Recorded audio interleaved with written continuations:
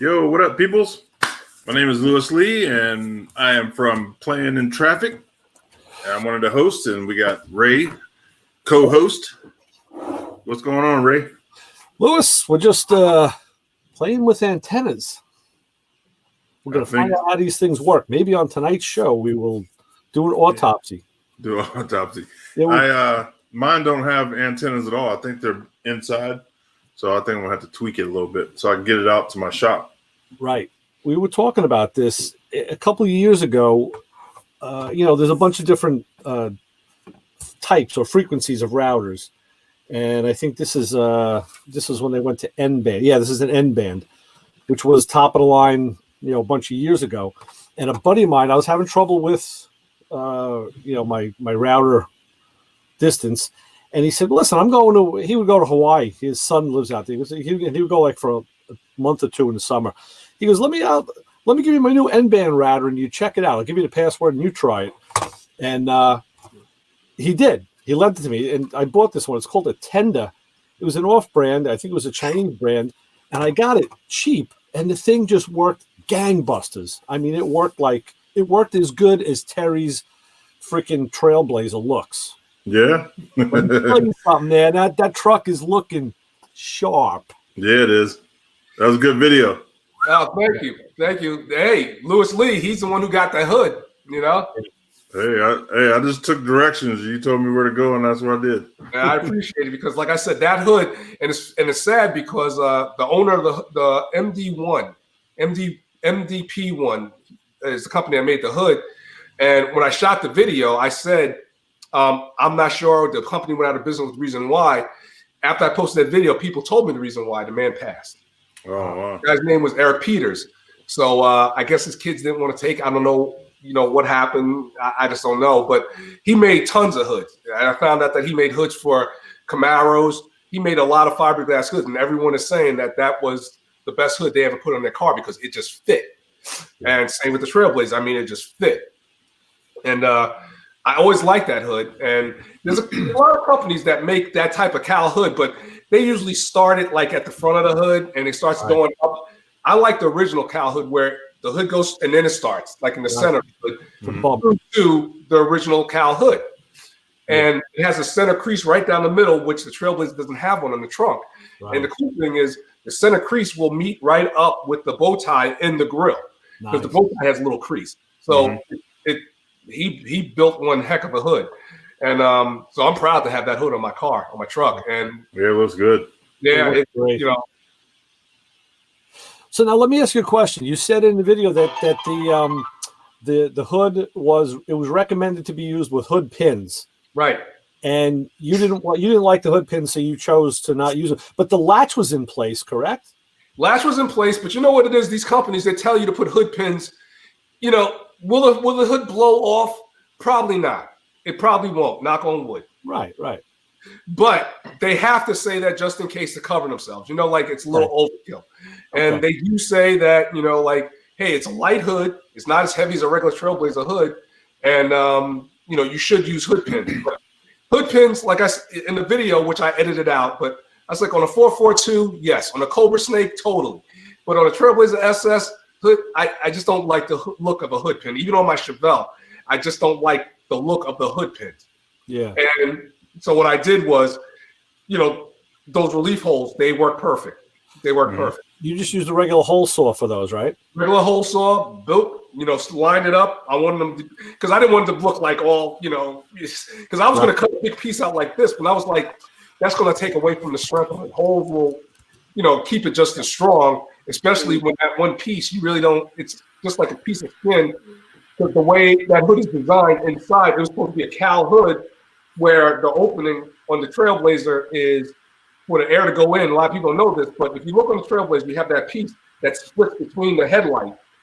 On one side, it's solid. On the other side, it's like almost like a mesh where it's an opening. That's for the cold air to go in there, and it's a factory cold air induction light. Right. And so they utilize that air going in and going up through the hood and out that cowl. Yeah, most cars since the late 70s, they use that area like usually right over the headlight. Right. That's when they brought air in because it's easy, it's accessible, and then you can just put your cowling in, the duct work from the air cleaner. Done Yeah, deal. and that's what they did with the Trailblazer. If you look at a Trailblazer, because when I got the truck, I noticed it. I was like, how come one is open and the other one didn't? I didn't put two and two together until I actually tore the truck apart. I'm like, oh, Right. But it's a cool piece. I love that hood. Yeah, it came out nice. If anybody wants to take a look at the video, you can go to Coverman66 on YouTube. Check him out. The video with the arm and the thumb up. Out in the country, he's in the woods.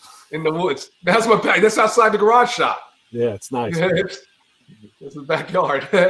Looking very nice. Thank you. Oh, what's up? So is the truck on the road now, ready to drive? What's the status? Yeah, I've been driving it for the past couple of months. Oh, cool. Okay. Working the bugs out. Like if I see something come up, like right now, I got to take the tank out yet again because the sending unit. Yeah. I think what's happening is it probably is just old, so I got to get the gauge working, whatever. So this weekend I'm gonna try to take the tank out. Which I did it so many times. It's a pain, but yeah. So I guess that answers that. You didn't use a new. I thought you had a new sending unit with the fuel pump assembly. No, I have a new sending unit, but I'm sorry, a whole new bucket. But the sending unit is from 2006. Okay. They modified it and made 2006. So I got a new sending unit. I'm just going to take that little piece, the float piece, and just put it in there and use the same float because the float is bent the way where it's perfect, where it reads the gauge off beautifully. Right. That stinks that you got to take the whole tank down.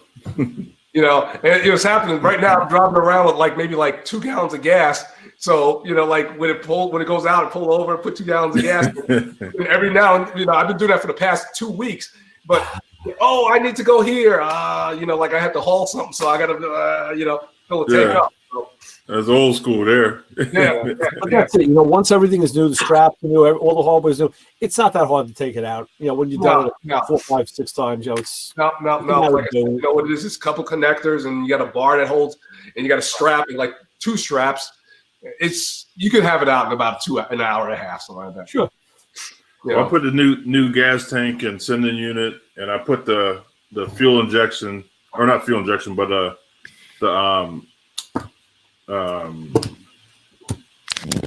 fuel pump, electric fuel pump on the caddy. So, but when I put the new fittings and stuff on, it's too high, and it's hitting the body of the car. Oh, okay. So it's tilted a little bit, and I was like, you know what? I'm gonna tear the car apart again anyway, so I just left it. So when I go back and tear it apart, I'm gonna put a flush mount one on there, so I can get the tank all the way up. Flat and goes 90 degrees, flat. You know what I'm saying? Mm-hmm. Yeah. With that, but I think I'm gonna paint the tank too, and put the stripes on it that I'm gonna put on the roof. So, all the way up with the. Yeah, I'm painting everything, dude. That's gonna be a nice caddy. Yeah, I figure if I have it apart, man, anything I touch, I'm gonna paint it or chrome it or, engrave it. I'm gonna do something. Yeah, I was driving my '71 Chevelle. I guess last weekend I pulled that out of storage. I've been driving that a lot, and I took it over to my buddy's house. He said, "Terry, just paint the car. Just paint the car," and because it's white with black stripes, but it's from 10 feet. You think, "Oh, this car is a decent looking car," but you start noticing something, and that's the way I bought it. I bought the car when it was already painted, So basically, I bought the car just looking like it was without the wheels, of course. And I knew I wasn't going to keep the car white, so I just didn't care about the paint. I was like, and so now I'm like, I kind of like it white, but it's already, I got to strip it down, and I'm going to stick with the copper. I'm going to have Tammy make me a paint. She says that she can make a Coverman copper. So nice. Man, Tammy is no joke, dude. Yeah. Whew. Have you been seeing the colors that people are using of her paint? They're sick. Man, they post it, man. She's mixing up. And people love spraying up paint. Yeah. And the clear. I'm telling you, I put that clear on my tank, and I didn't have to wet sand or anything. I mean, it was just thick and nice, and it flowed real nice. I mean, she's doing her stuff, man. She really is. Yeah. Ray, you would know this question. You would know the answer to this question. What's that? On the 70, 71, 72 Chevelle, right? Now, I have a cowl hood on that, right? But it doesn't have the flap in the back. Mm-hmm. So I think, did those come on the heavy Chevy Chevelles? That's a good question. Because they have a Chevy Chevelle, which had a cowl hood, but they say that they call the one without the flap, they call that a dome hood. There's two hoods, right? Now my question is, did that come? Oh, there he goes. He got one in the next to him. You mean this one? I can hear you, so you can keep talking. Yeah, because what I want to do is that's the one I have on my Chevelle now, the dome hood, but I gotta have the flap. But then with the flap, you can't get the flap hood without the hood pins. But I don't want the hood pins. What about those flush hood pins? Have you seen those? I don't want no hood pins. I hate hood pins, And yeah, but they don't stick up. They're like flush. They're like like I said, if I had an Oldsmobile 442, yeah. But I prefer to have like no pins. And what I'm going to do is I'm just going to weld up the hole and then just keep them like that. Hello. I think that in one of these books. There I am, right there. What up, Keith? I'm 71. Hello, Keith. Can you hear us? Yeah, you hear me? Yep, we hear you. I hear you. What's up? How you doing, Keith? Cool. Brian sent me a message and said he had a family issue to attend to, so he can't come on. Okay. He's got a family emergency he's got to deal with. So. Oh boy. Yeah. There he's again. Everything's okay. He wanted me to let you know. Yeah, he's got to go see his over to his parents' house. So hopefully everything is okay. All right. Well, we'll keep you in prayers, Brian, if you still hear us. Yes. For sure. Too much. Lost another friend this week. That's 2 in 2 weeks. Really? That's getting old, guys. Oh. Yeah. Yeah. Somebody local here? Yeah, both of them were.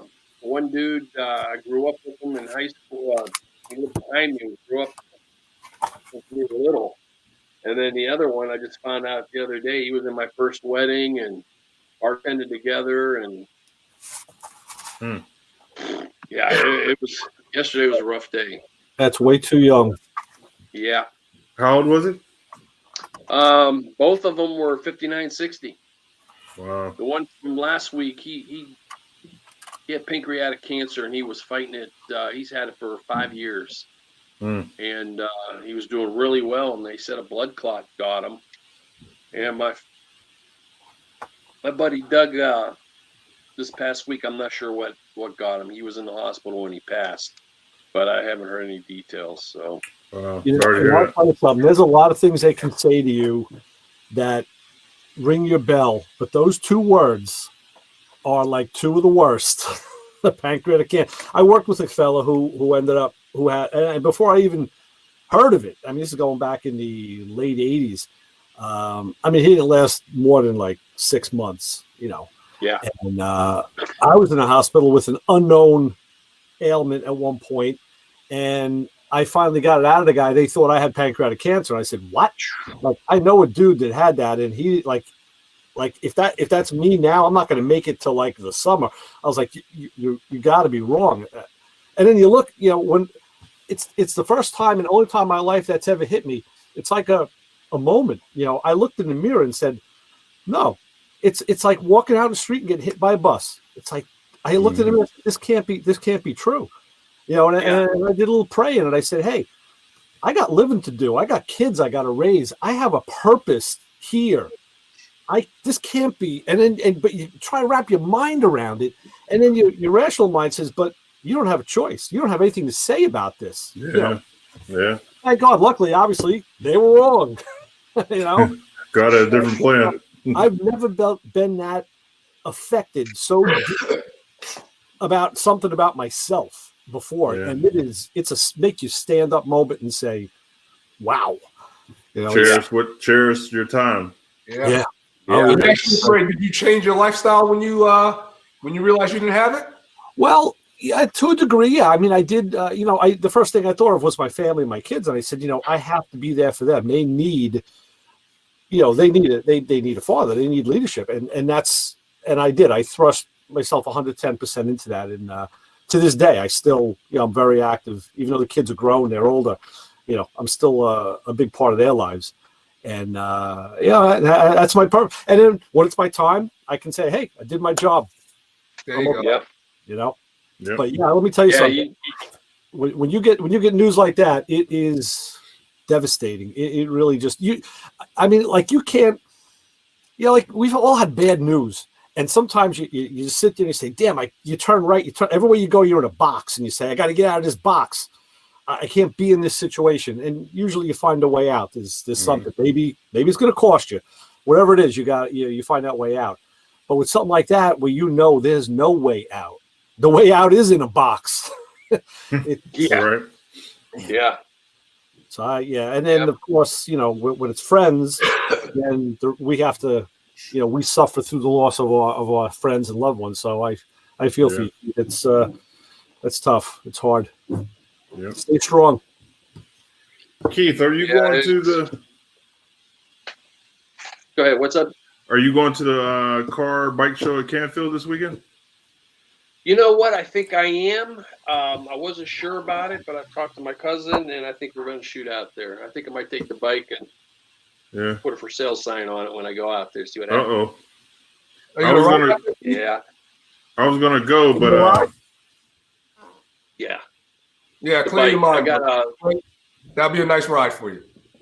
Yeah. So. Now, what is Canfield known for? I mean, I know the name. I've never been there, but I know the name. Where the Hot Rod Super Nationals, big event every year, or used to be, but used to be huge. Yeah, it used to be really huge. All right. Canfield is like the suburbs of Youngstown. Yeah. What'd you say? No, I was gonna go, but Lewis wants me to knock down a wall at his house, so he overrides, or the wife overrides my plans. So that's where I'll be. That's fun. Dad, bring work clothes and a sledgehammer. Yeah. So it's dividing his kitchen and living room, just a little, maybe 2 foot or 3 foot high wall.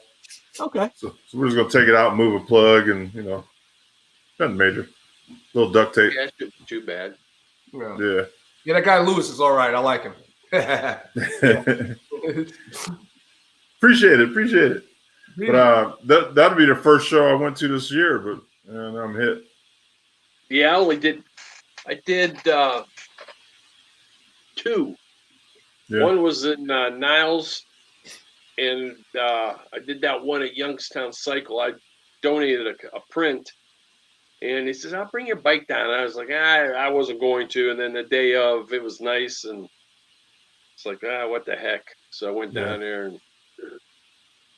I had it in the bag until that one bike rolled in. I was like, man. There's always one. No matter how nice you got it, there's always one. This dude's bike, the one with the paint that lights up. Oh, yeah. The Gatling gun exhaust.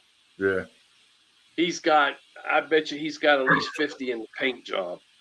Wow. Yeah, the paint, he had. I think he had somebody in Chicago do it. I talked to him the one time. And and from what I can see, it almost looks like there's a groove in there. Then they put the LEDs in there. Then they epoxied over top of it, and then they put the candy or the paint over top of it. Yeah, so it disappears. It's like when they countersink the tail lights and they put clear over it or something like that, and where they make it flush with the panel. But then you put a coat of clear over it, So he probably put like really light coat or something like that and paint. So yeah. Yeah, it looks good.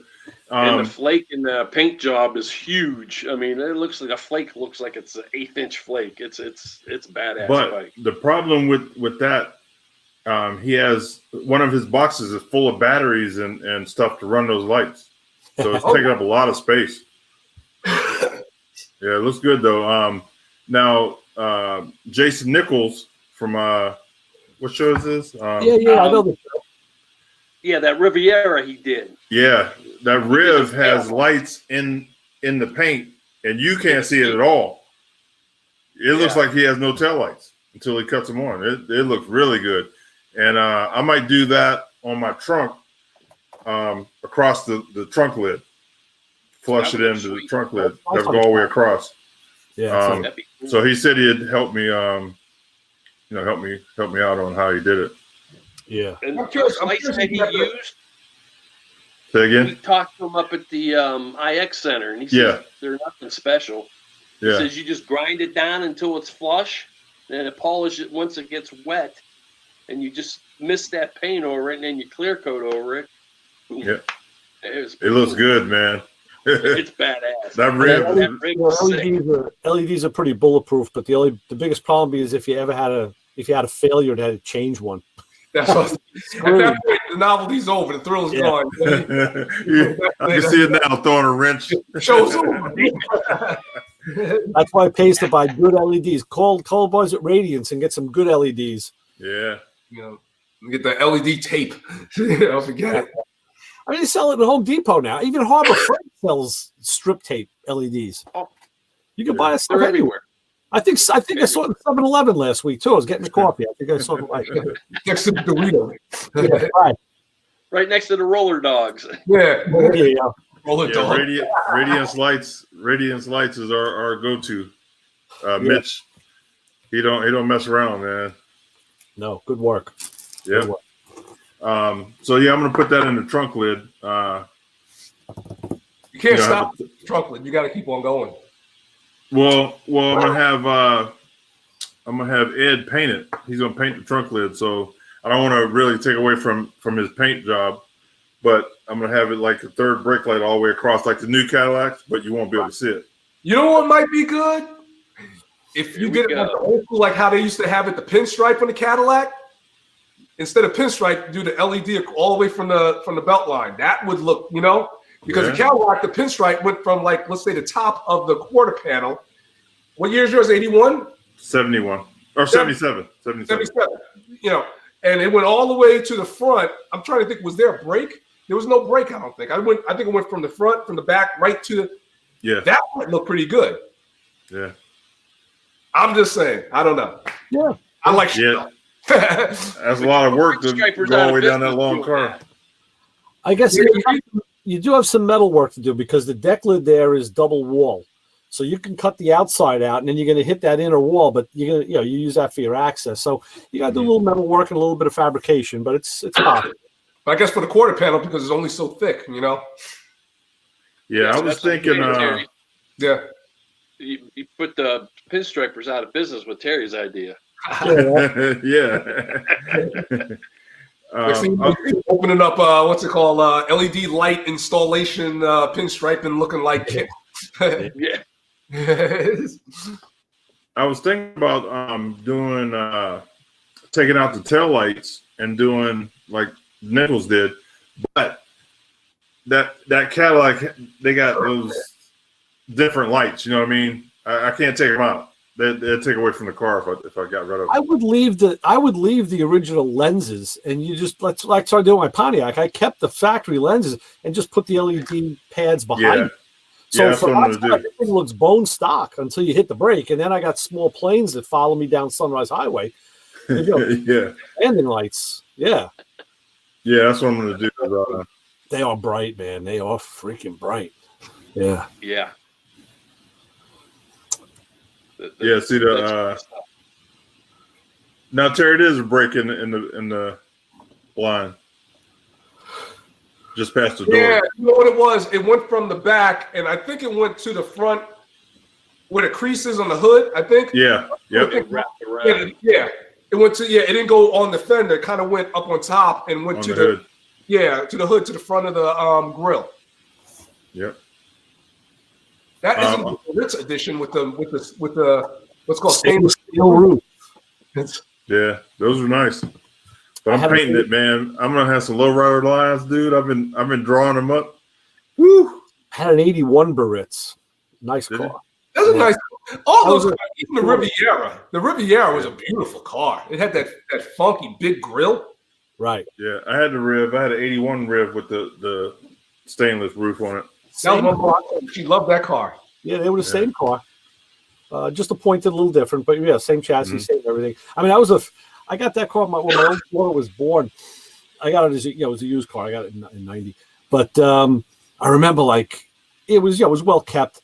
And you closed the doors with the windows up, and it was like poof, there was a pressure blast, and it was just quiet. It was like being in a coffin. The car was so quiet, So I put a really good stereo in. It sounded really good.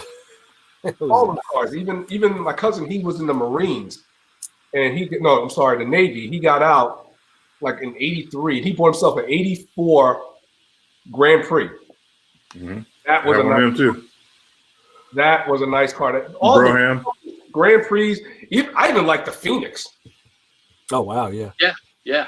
The two-door Phoenix. Yeah. Wasn't that the twin of the Malibu? No, it's like the Phoenix was like a Ventura. That Nova chassis, that X body chassis, right? What was the Malibu? There was a car that the Pontiac, the Pontiac. Le Mans. Le Mans, the Astor. No, I'm thinking the small car. Terry, you talking about the small car? No. The Malibu, like like the Malibus that everyone's souping up now, like the '80s Malibu. The '80s.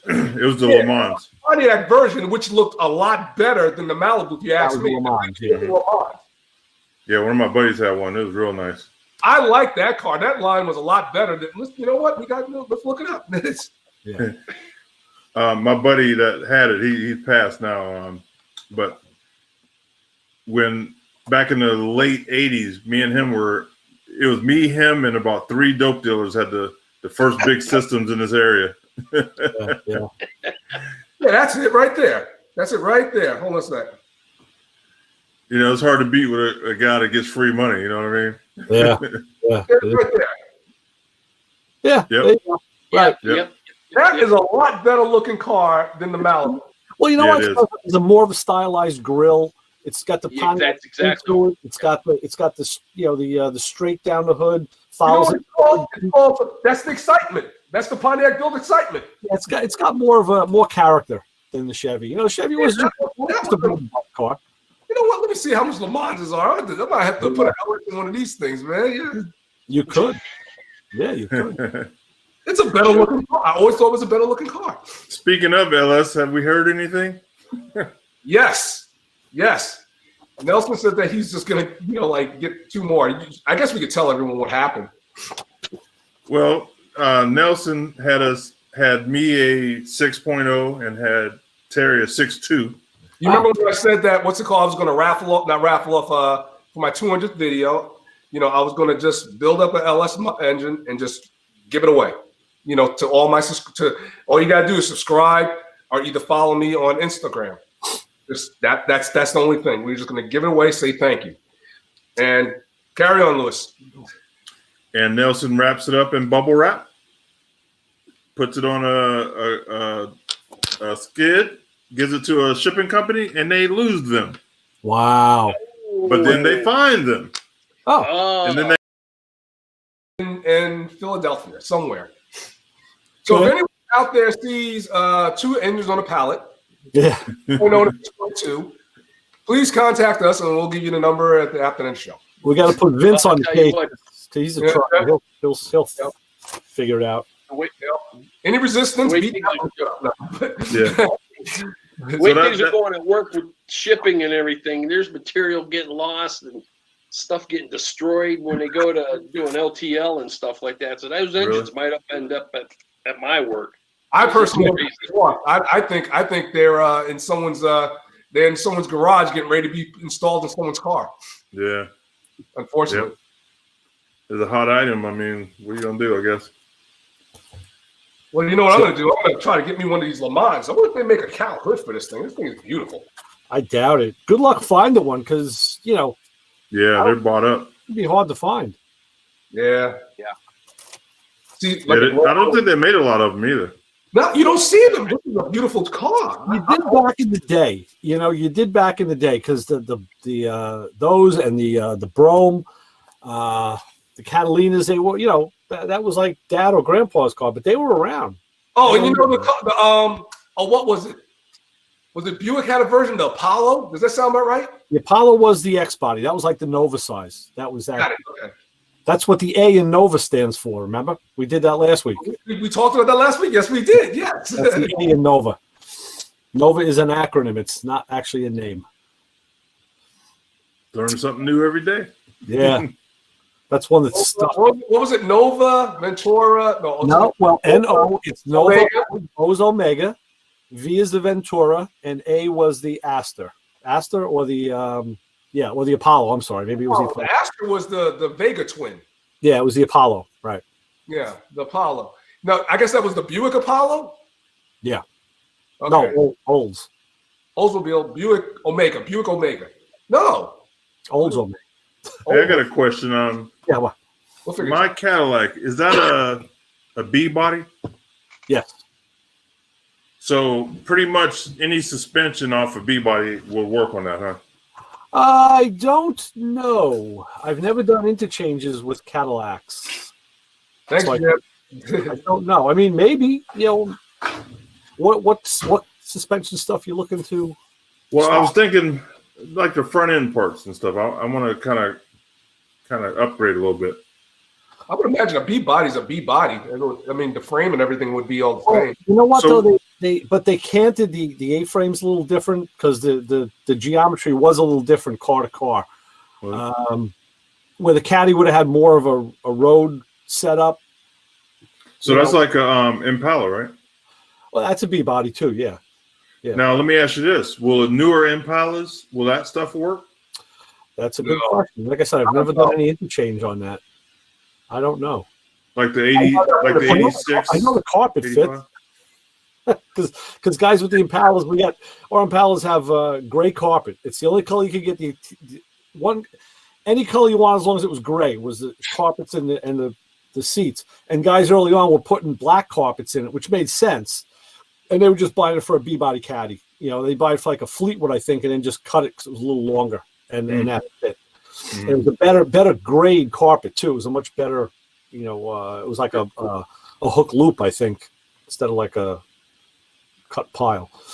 Yeah, I got a buddy. I'm doing his seats for his G6. So once I'm done with that, then the Caddy's going in the garage and it's coming apart, baby. Ah. Cat, sweet. What's it? B bodies, front ends are all the same from 77 to 96. So yeah, 96 or Caprice or Impala would work. What's the other one? The Roadmaster, the Buick. Yeah. Roadmaster. I have a set of Yeah. I have a set of spindles and rotors that I rebuilt. I bought them new, and then put new bearings in, painted them, and they're sitting in my den because I thought they were going to go on my Pontiac. Actually, the guy at Global West said, "Yeah, get the big spindles and you use the big brakes." And I bought all the stuff. I got about like $300 into these parts. And then I found out I go to assemble it and it wouldn't fit. The ball joints weren't fitting the spindles. So I call the company and I get Doug on the phone, who's the president, and he looks up my order. He looks up everything. He says, "Okay, I see what you got." He says, "So, what are you using here?" And I see, RA frames you bought. And I said, "Yeah, I bought these, these B-body spindles." He goes, "No, that ain't going to work." He goes, "The ball joints aren't going to fit." I'm like, "Yeah, that's right." He said, "Who sold you this stuff?" I said, "Well, let me see. I got the name here." And I had the name. I forgot what it was. He goes, "Oh, that's my He's not son." here. I'm like, "I want to talk to your son." And so of course I had to go, use the smaller spindles and rotors again. So yeah, I got a brand new set. I wouldn't admit it to that. I'm like, "Oh, that guy doesn't work here no more." Yeah, right. We thought We let him go. We had to let him go because Yeah. He So- screwed too many orders up. So will that fit the Caddy? How much you want for him? it's B-body stuff. It'll fit if you need them. You may not even need them because the spindle you don't really need unless they were damaged. That's when your bearings ride. So take what you have apart first and see. Usually you can reuse that stuff over and over and over again. Only if you overheat a wheel bearing and blew it, then guys were changing it. But 77 is kind of old. I like to touch. I want to change it. yeah, I had to get the backing plates, and I remember I went to the local junkyard and I had to get them off. Not a 9C1. I had to get them off an Impala because the cop cars didn't have them, and they were hard to get. Those backing plates were that was a chore to get those things. Then bead blasted them, painted them, threw them on, and But that's half the fun is scrounging the parts. That's always. That's the fun. I know a guy that has rear end parts for me as soon as he takes them out. Yeah, there you go. Yeah. I mentioned no names, but the other black guy on the page. You know anybody who's got who runs with Toyota trucks? No. I need a set of steel wheels, 17-inch black steel rims, 6 lug. For Toyota. Yeah, I'll keep my ears out. I got an FJ Cruiser sitting out in front of my house. Oh, yeah? My buddy at the shop, he knows I like it. I wanted it. He says, take it for a few days, put the transporter plate on it, and just drive it around. I'm like, yeah. He's like, yeah. I'm like, okay. So I've been driving it around, but it's got the aluminum wheels on it. It's a black and white truck, white top, black body, and I got a picture one that has just black steel rims on it, chrome lug nuts, and white leather tires, and it looks tough. Does it? So yeah, that's what I want to do. I want to put steel wheels on it. Yeah. I like to get my wife a small mini pickup truck. We went to a Volkswagen car show. It was last summer, and she seen one of the little Toyota or little Volkswagen pickups. Have you seen? I forget what they're called. Volkswagen pickup? No. Yeah, real small, little. Yeah, they're real. They still make them? No, I don't think so. I didn't think they did. I know what you're talking about, but I can't remember what they were called. They look like a Chevy Love. Yeah, when did they make a Volkswagen version of that? Yeah, it looks like a Chevy Love. Probably. Wait, Papa Squirrel, no. Late Yeah, 80s or late Early 70s. 80s, probably. Yeah. Wow. Okay. Yeah. I was one of the Datsuns back then. Yeah, you need those little pickup trucks. I like to get her a little small one. You know. They are. They were a little teeny. You know, we had like at the place I worked, we had they always used Datsun. They always had a Datsun pickup, and they were great for zipping around, great on gas. But you close that door, the whole door was about like this thick. You close it was like crying like a soda can. And they were a little bouncy, but yeah, they served their purpose. Hey, do you guys see the new Bronco that they're rolling? I tell you, what a nice looking little truck. Yeah, they're not out yet, but they're coming. I know they did like what they did with this FJ. They rounded it in the right places, gave it the round lights. They gave it a real rounded, stubby, tough look, kind of like what they did with the FJ Cruiser. And I like it. I like that Bronco a lot. It's going to give Jeep a run for its money. That's both. Yeah, there it is. There it is. Oh yeah, okay. It's like a rabbit. Yeah, I have seen it. It looks like a rabbit. Yeah. Jim said the front end looks like a rabbit. I guess it could be a golf platform too. Either or. Now those Broncos are pretty nice. I like them. Yeah, I like them. I'm even starting to like the old one. Yeah. Well, the old ones, they're iconic. They're hard to come by now. The old ones like that. And big bucks. You're looking like $60,000. I mean, just an okay condition. If you get one, yeah. I mean, it's a rust thing. Yeah. Yeah. I didn't realize you did those things. That Suburban that I showed you to look like the old one, it's a conversion kit. Oh. Yeah. Yeah, I looked into it a little more. It's a kit that a company's making. Somebody just told me they saw somewhere a guy took it. It's a late model, I think a Silverado, but it's got a nose from like a 50s style nose on it. And that was a conversion kit also to make a newer truck look older. Mm-hmm. That's probably pretty cool. Can't do it. Yeah. Well, everybody's taking old cars, making them look new. So right. Yeah. Why not? I'd rather take the 50s platform and put on a new truck, on a new platform, Yeah. Old body, just jamming on like a Suburban or something like that. See, that was my plan a number of years ago that kind of fell to the wayside. I have a 55 Nomad. And what I did is I bought a 95 Caprice police car. The wheelbase is within a half inch. The plan was to take the body off the Caprice and put the Nomad body on that chassis. What are we waiting for? And have the engine that you never had, the LT1 with the 4L60E and the posi rear and all that, the four-wheel disc brakes. And I ended up selling the police car about last year finally. I actually sold it for more than I paid for it. And I still have the Nomad, though. Yeah. I got to get me one of the Nomad. I got to get me one. I just saw a nice one. It got sold in California. It was silver over black, really nice. The gentleman that owned it had bought it in '62, and then he passed away. His son got it last year, and now the son sold it. He got $63,000 for this car. Oh, no doubt, man. And it had a ZZ3 crate engine in it, so I think they probably converted that probably back in the '80s. You know, Yeah. nice car. Yeah, you can't touch them. You can't. I mean, you did very well for buying yours. You know. Yeah. Well, Yeah. that's been in the family forever. You know, another thing I heard today, breaking news I heard out of California, the land of fruits and nuts.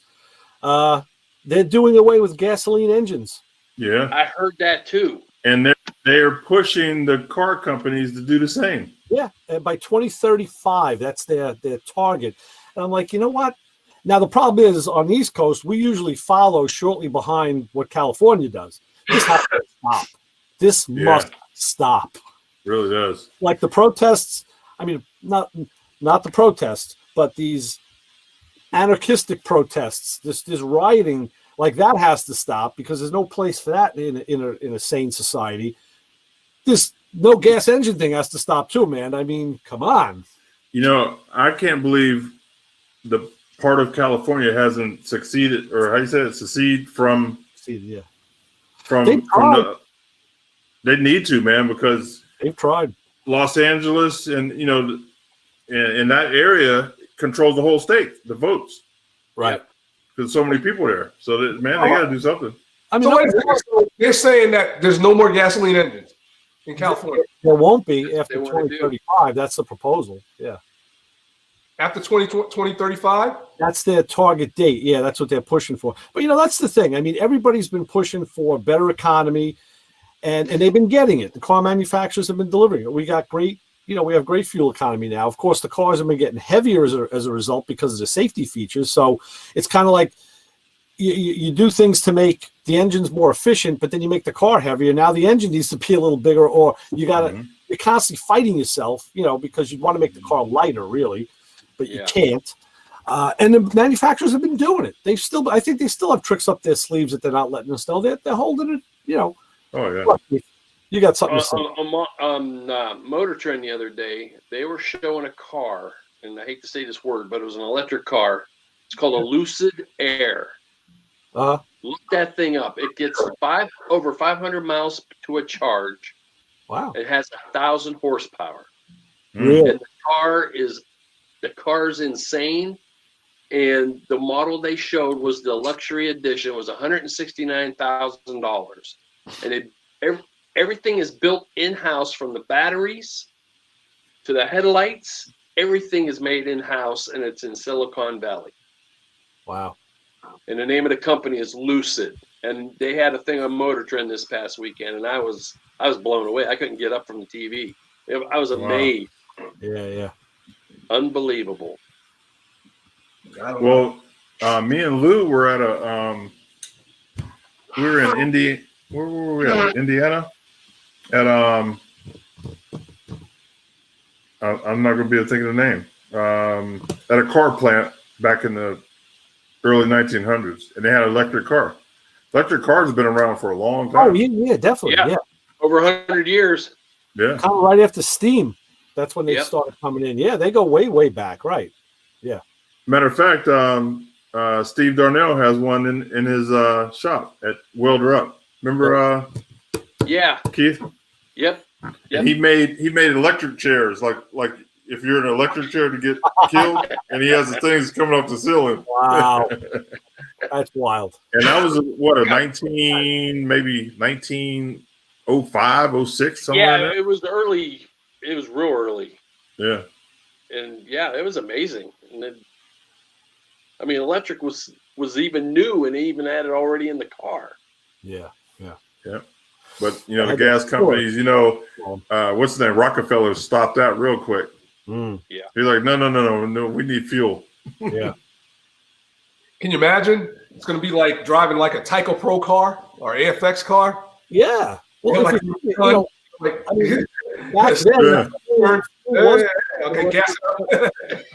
then fuel was cheap and electricity was expensive and not as popular. So it made sense to go with the fossil fuel, But I don't know. I like that little analogy with the AFX car. Yeah. That's about what it is too. That's what it be, man. It's really Tyco Pro, man. And they are fast. And they are, yeah. I wonder if it'll be easier. Like, will they have someone's going to come out with kits where you could slap them in a '69 Camaro and it's electric? Mhm. Well, they do Eventually, now. You can electrify any car out there now. Oh yeah. No, but I think what Terry's saying is like, like now you can buy retrofit kits for different things. There'll be a retrofit. You may be able to buy like the chassis with the electric motor all set up and just drop your body on it. All you need to know is the wheelbase and the width, and you can do it, Because I remember when I was out in SEMA, they had that. I guess it was like a racing Camaro, which was an electric Camaro. I don't know if you've seen that at the Chevrolet booth. They had I met Jamie there. Jamie, I forget the president at the time, I forget his name. But there was an electric Camaro there, brand new Camaro, it was all electric, and they said this thing was about 1,500 horsepower. And they're turkey, man. And I was just like, I guess this is the future. I guess I should learn about this because like at some point, LS is going to have to turn electric. Have you ever rode in a Tesla? I never did. My friend got one. Man. I drive this thing. Oh yeah, I'm telling you, the torque in it is stupid.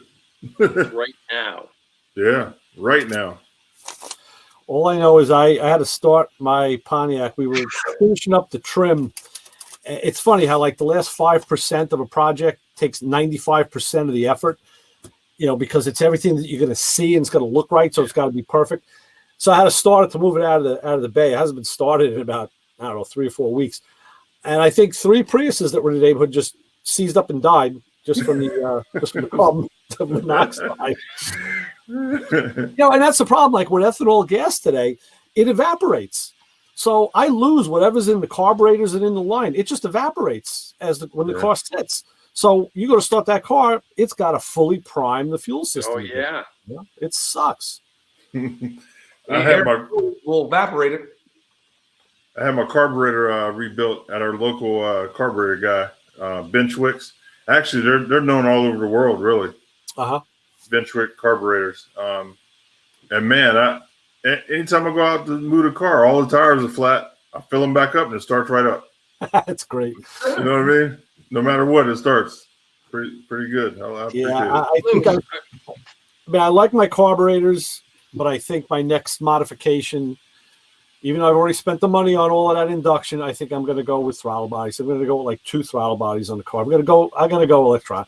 So if you guys know where I can get a deal, hook me up. If I can hook me up with a Holly or Phytech or something, and get a deal from somebody. Chassis John has the hookup, I think. Okay, I know. Tori had some new guy at Holly. I know that, but I'm kind of liking Phytech. I'm kind of liking the Phytech stuff. Yeah. We're gonna see Ray at the LS Fest with a Holly. Now, see, I was gonna go to that fuel injection system too, but some other guys were talking me into a LS. So I'm just saying. Oh, then you have everything you need. Yeah. I'm just saying. We're gonna take care of you. If I had gotten my uncle's 442, no, I'm sorry. What was he? The Buick Skylark GSX. If I had gotten that car, that 455 would have been still staying, and I wouldn't have replaced that engine. Yeah. I would have, like I said, a Phytech or something like that on a 455, and I would have probably got like some form of 6-speed in the back. And I'd be a fuel injected 455 with a 6-speed overdrive. We've had let me tell you something. The 5-speed's plenty. You don't need 6. You need 6. Take it from somebody who's got one, man. I had one in my Z28. You need 6. I had the Tremec TKO. You know what it is? It was nice. I will give you that. It was nice, but it was always like, man, I wish I had one more. Nice. Put down to 68, 80 miles an hour. Drop down to about 1,500 RPM. It's a little. And then now you start thinking, hey, I got 373s. I can go up to 411s. I was going to ask you what gears you had in the back of that car at the time. In that car, hold on a second. My AZ28, I had 373s. I'm running 373s with a 29-inch tire. Let's say that. I don't even think about 5th gear until I'm doing about 70. And then when I pop it in 5th, boom, it's like $2,000 at 70 miles an hour. My cooling system wasn't the water pump wasn't spinning fast. My water temperature was going up at 70 miles an hour because the engine wasn't spinning fast enough. That's why you can start looking at those 411s or maybe 433s. Yeah. I was thinking about a rear end change. Now what I did is I put a flow cooler water pump in it. Flows But then you go to fifth gear with those 433s or 411s. Now you're gonna be like, I kind of wish I had that sixth gear, you know. But I'm good. Hey Ray, Scott said go with the fast. Yeah, they're all good. You know what? I looked at them too. They And probably they all all- come from the same place. Probably. Yeah, they're all using Yeah, the same technology. The thing that I like, I've been thinking about this, is through the years, in a short amount of time, 5-8 years, they've really compacted the amount of hardware, ancillary hardware that's used. You know, John's going through this now with the Camaro. Just the harness is a little more compact. The boxes and the controllers, or I remember the early ones. There was a box of stuff that was like a mile of wires. And they're using figured out little ways wires. of minimizing that, because they know that guys want to put this under the hood of a nice car, and you don't want to see all that stuff.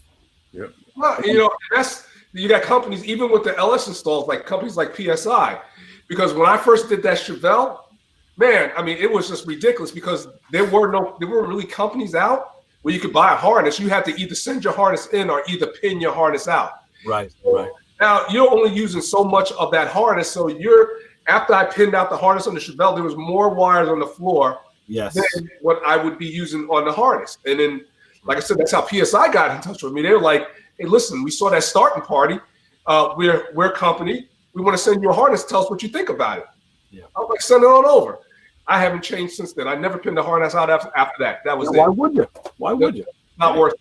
So Well, not that's what I worth it. mean. It's just like computer technology and TV technology, smartphone technology.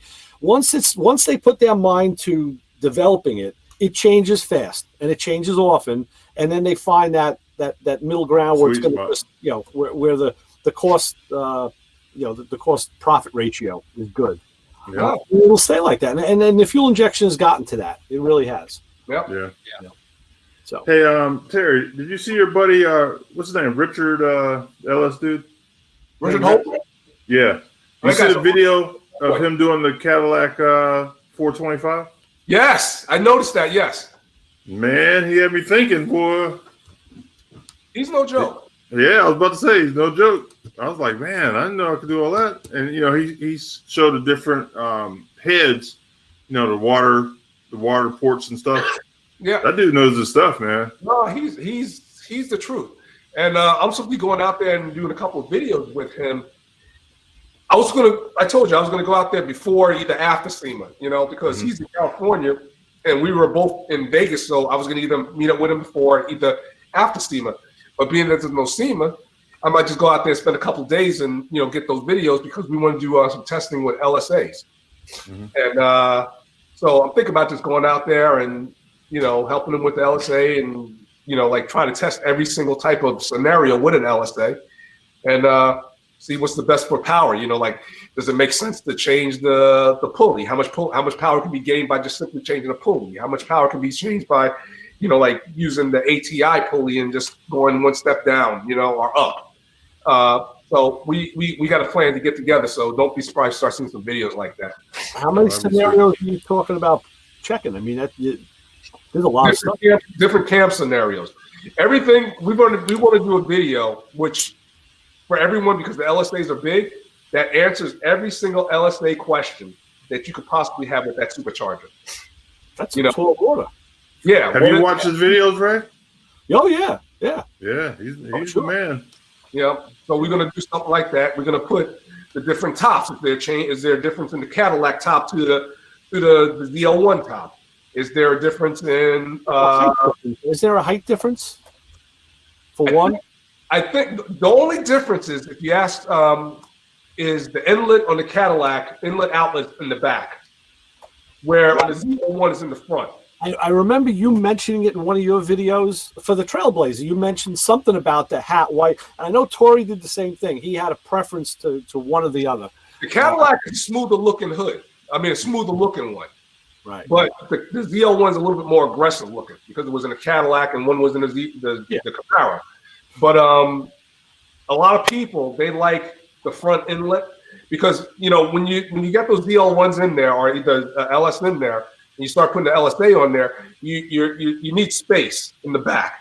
Right. So now what's going to happen is if you use their back exit entrance, by the time it's all said and done, you're going to be like maybe this far out from the back to the firewall. So matter of fact, I have a buddy who has the Cadillac one on his Trailblazer, and he says he's having fitment issues because it's too close to the firewall. So he has to trim his firewall in the back because it's like you can't put the 90-degree elbow coming out of it. It's just too much. He needs the Peter Gabriel.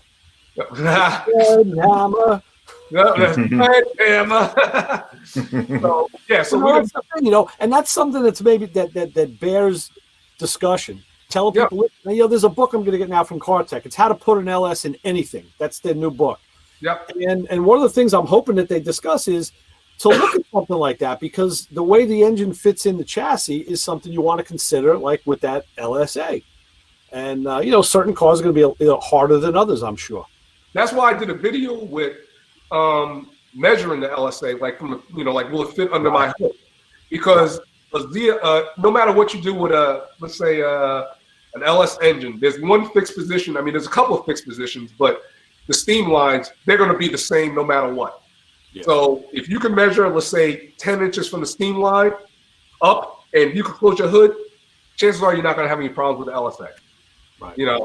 So there's a couple of fixed points where no matter what you do, if you already have the LSA in your car, you can measure it and you can be like, okay, I know it's going to close my hood. Because a lot of people ask me, would that close under stock hood, a stock, flat Chevelle hood?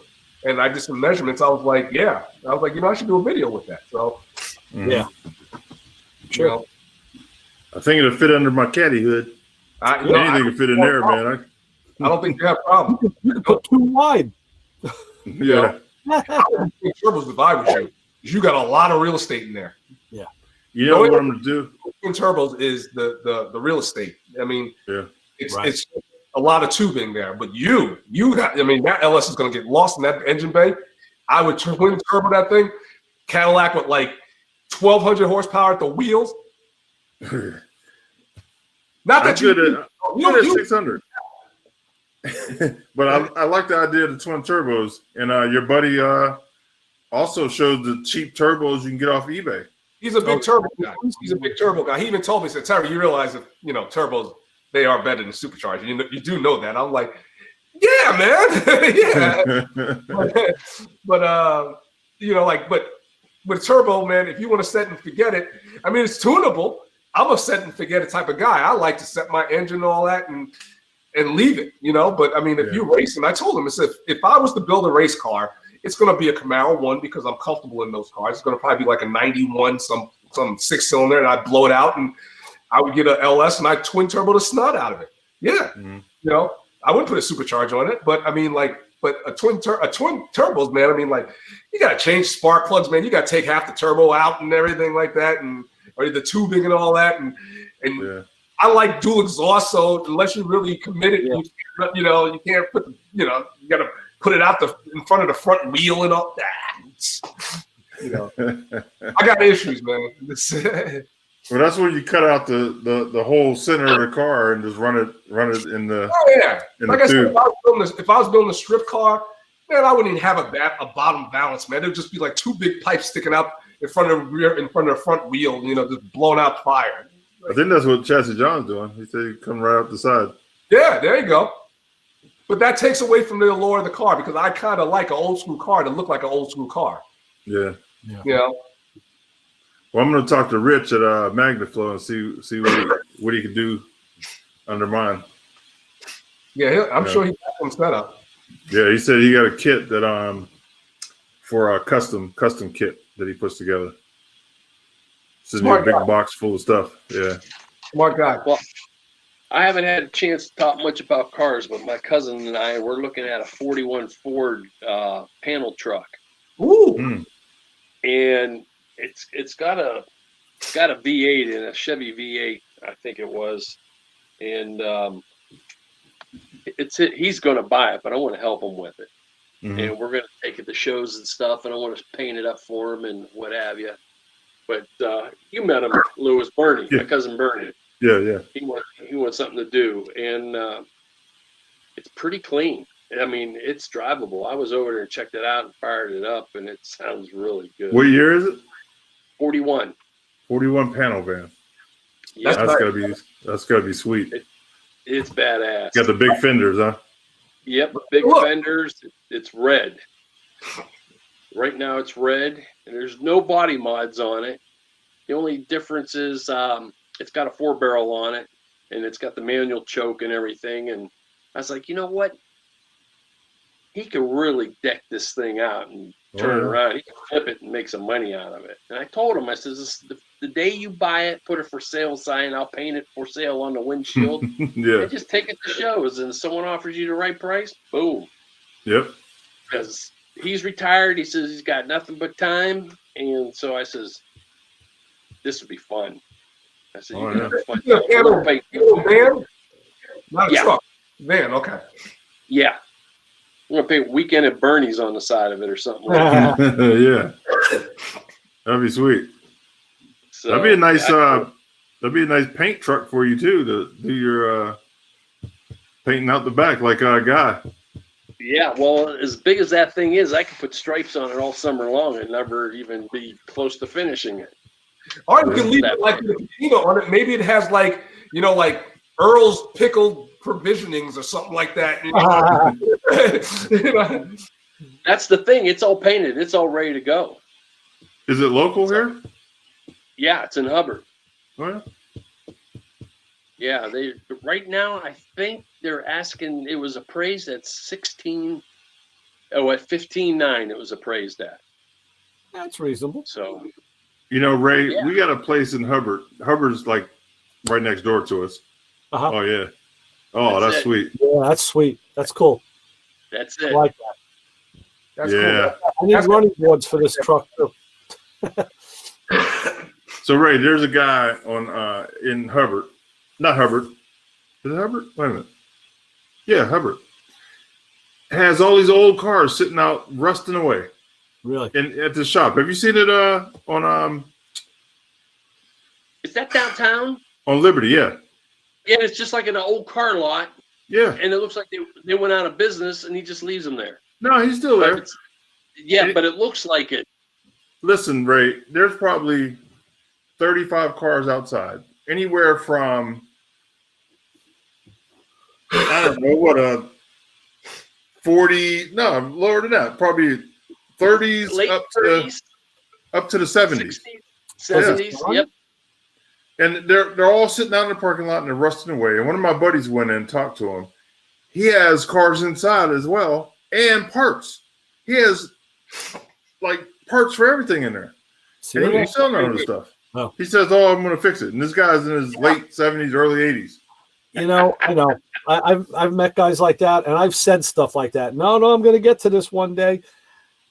We can't get to them all. That's the problem. I mean, it's either time, money, and effort. I mean, physically, it's, I mean, I'm suffering now like with tendonitis in my arms and arthritis in my hands, and I keep powering through it. But it's like, I mean, when I'm doing it, I'm all right. It's like when I get home and rest, then it's like, ow. Oh, it's not like a sport where you got to like Bengay and icy hot and stretch before you start. Yeah. You get your back brace out, the knee pads. Like how many years am I going to do this? Like, and then when you get done, you got to jump in a tub of cold water. But I'll tell you something. This may be true for you guys too. If I don't do anything and sit around, that's even worse. Yep. Yeah, that's even worse. Yep. So I will suffer, and I will, I'll go into old age, kicking, screaming, and get in pain. Listen, I'm setting the whole shop. Everything I do in the shop, I'm setting it up to be kind to my body. You know what I mean? Right. I made my benches real high, so I don't have to bend over. You know what I mean? I bought high stools. Yeah. Everything's gonna be for me. Yes. That's the way to do it. Ergonomics, without a doubt. But what that guy should do, he should sell maybe a good portion of them and have 5 or 6. Just pay someone to just restore 5 or 6 of his primo cars. The ones that he's one of those guys. He's one of those guys. He sold off a couple and took that, and maybe he doesn't need the money, but I'm saying if he did and took that money and said, "Okay, I'm going to do this one," and then, like I said, see how far he gets, and maybe he's going to realize, yeah, I should farm this out. Right. But at least you do something in a forward motion, forward progress, instead of just sitting and stagnating. And rust never sleeps. Yeah, my buddies went in there forever. Yeah, my buddy went in there a couple times and really sat down with him and tried to talk him into doing some stuff. And he said he thought he had him almost ready to start maybe doing something with a couple cars, but then he just you should see some of the cars, man. They're just sitting out there rusting away. Send me his address. I'll take a trip down there. I'll talk to him. I'm a nice guy. I'll bring some donuts. Yeah. Donuts. We got guys that have cars sitting in the yard rusting away, and they'll get mad if you stop and ask them if they want to sell it. Yeah. Cut you out. Shoot you. Yeah. That's you Ohioans. Us New Yorkers are about it. It's the craziest thing, man. Cars just becoming weeds. Yeah. But you know what I found? I found that a lot of people, they don't mind talking, even though that they won't sell it, but they like to talk about it. Just sit there and listen to the guy and just be like, like at some point, work it in. So listen, if ever you want to sell it, let me know. I appreciate the memory going down with you and down memory lane. But if ever you want to sell the car, here's my number. I did that one time. A couple of weeks later, guy called back up. You sat down, talked to me, you can have the car. Right. Yeah. Now I ran into two guys that they die, and then the kids sell the car before I can get back to it. Yeah. I sold that car for $50. Like what? Yeah. Well, every scenario is out there. Yeah. Yeah. Stinking kids, man. Yeah. Like Lewis, he's not a car guy or a tool guy. If I'm gone, he's gonna go in there and be like, "Here, man, come get these tools." We talk about this stuff all the time, man. All the time. What's going to happen to our stuff? Yeah. Well, that's why I've talked about this before. There's a couple of younger guys that I know, one in particular, and I'll give them stuff. It's like, I got 3 sets of good drill bits here. Here, take one. You know what? Well, you can say, I can sell them, but you know what? I'd rather you take them and you use them. Now, you remember me when you use it in 10 years, when I'm not around. If I move, whatever. Just like goodwill, pass it on. Take it. I can sell it, but I'd rather have you have it. And I did find back, let's see, when was this? Probably 90, 91. I was out repoing, and I was out in the country, and I seen a 70 Blazer sitting in it was half in the garage or barn and half out. Wow. I was like, man, that was like a C10. So I pull in, I was like, hey, you want to sell that truck? He was like, well, my wife told me I had to clean up around here. He goes, give me a couple $100. And I had my tow truck, so I towed it out of there, man.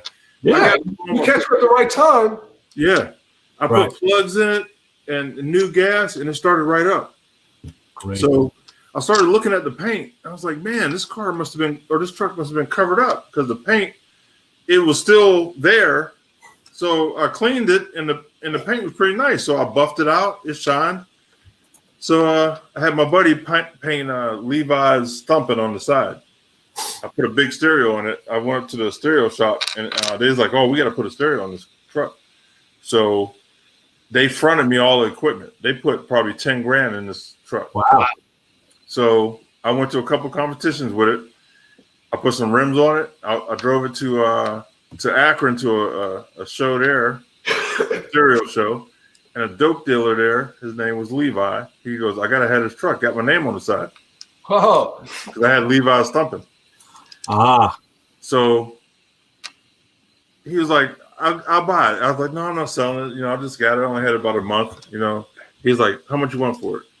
I was like, give me $30,000 for it. He goes, I'll be back in 20 minutes. Get serious? 20 minutes later, he came.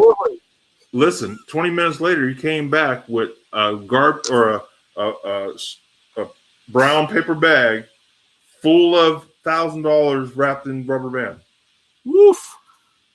Do you know I went home with that bag, left the truck there? I was like, I'll send you the title. I would have been like, let's go to the bank right now, deposit this, and we'll swap over. Yeah, come on. Let's do that. Look, I paid the stereo shop their money. I was like, here, man, here, how much you want? He gave me a price. I gave it to him. He was walking home with $30,000 and get ran over by a Levi van.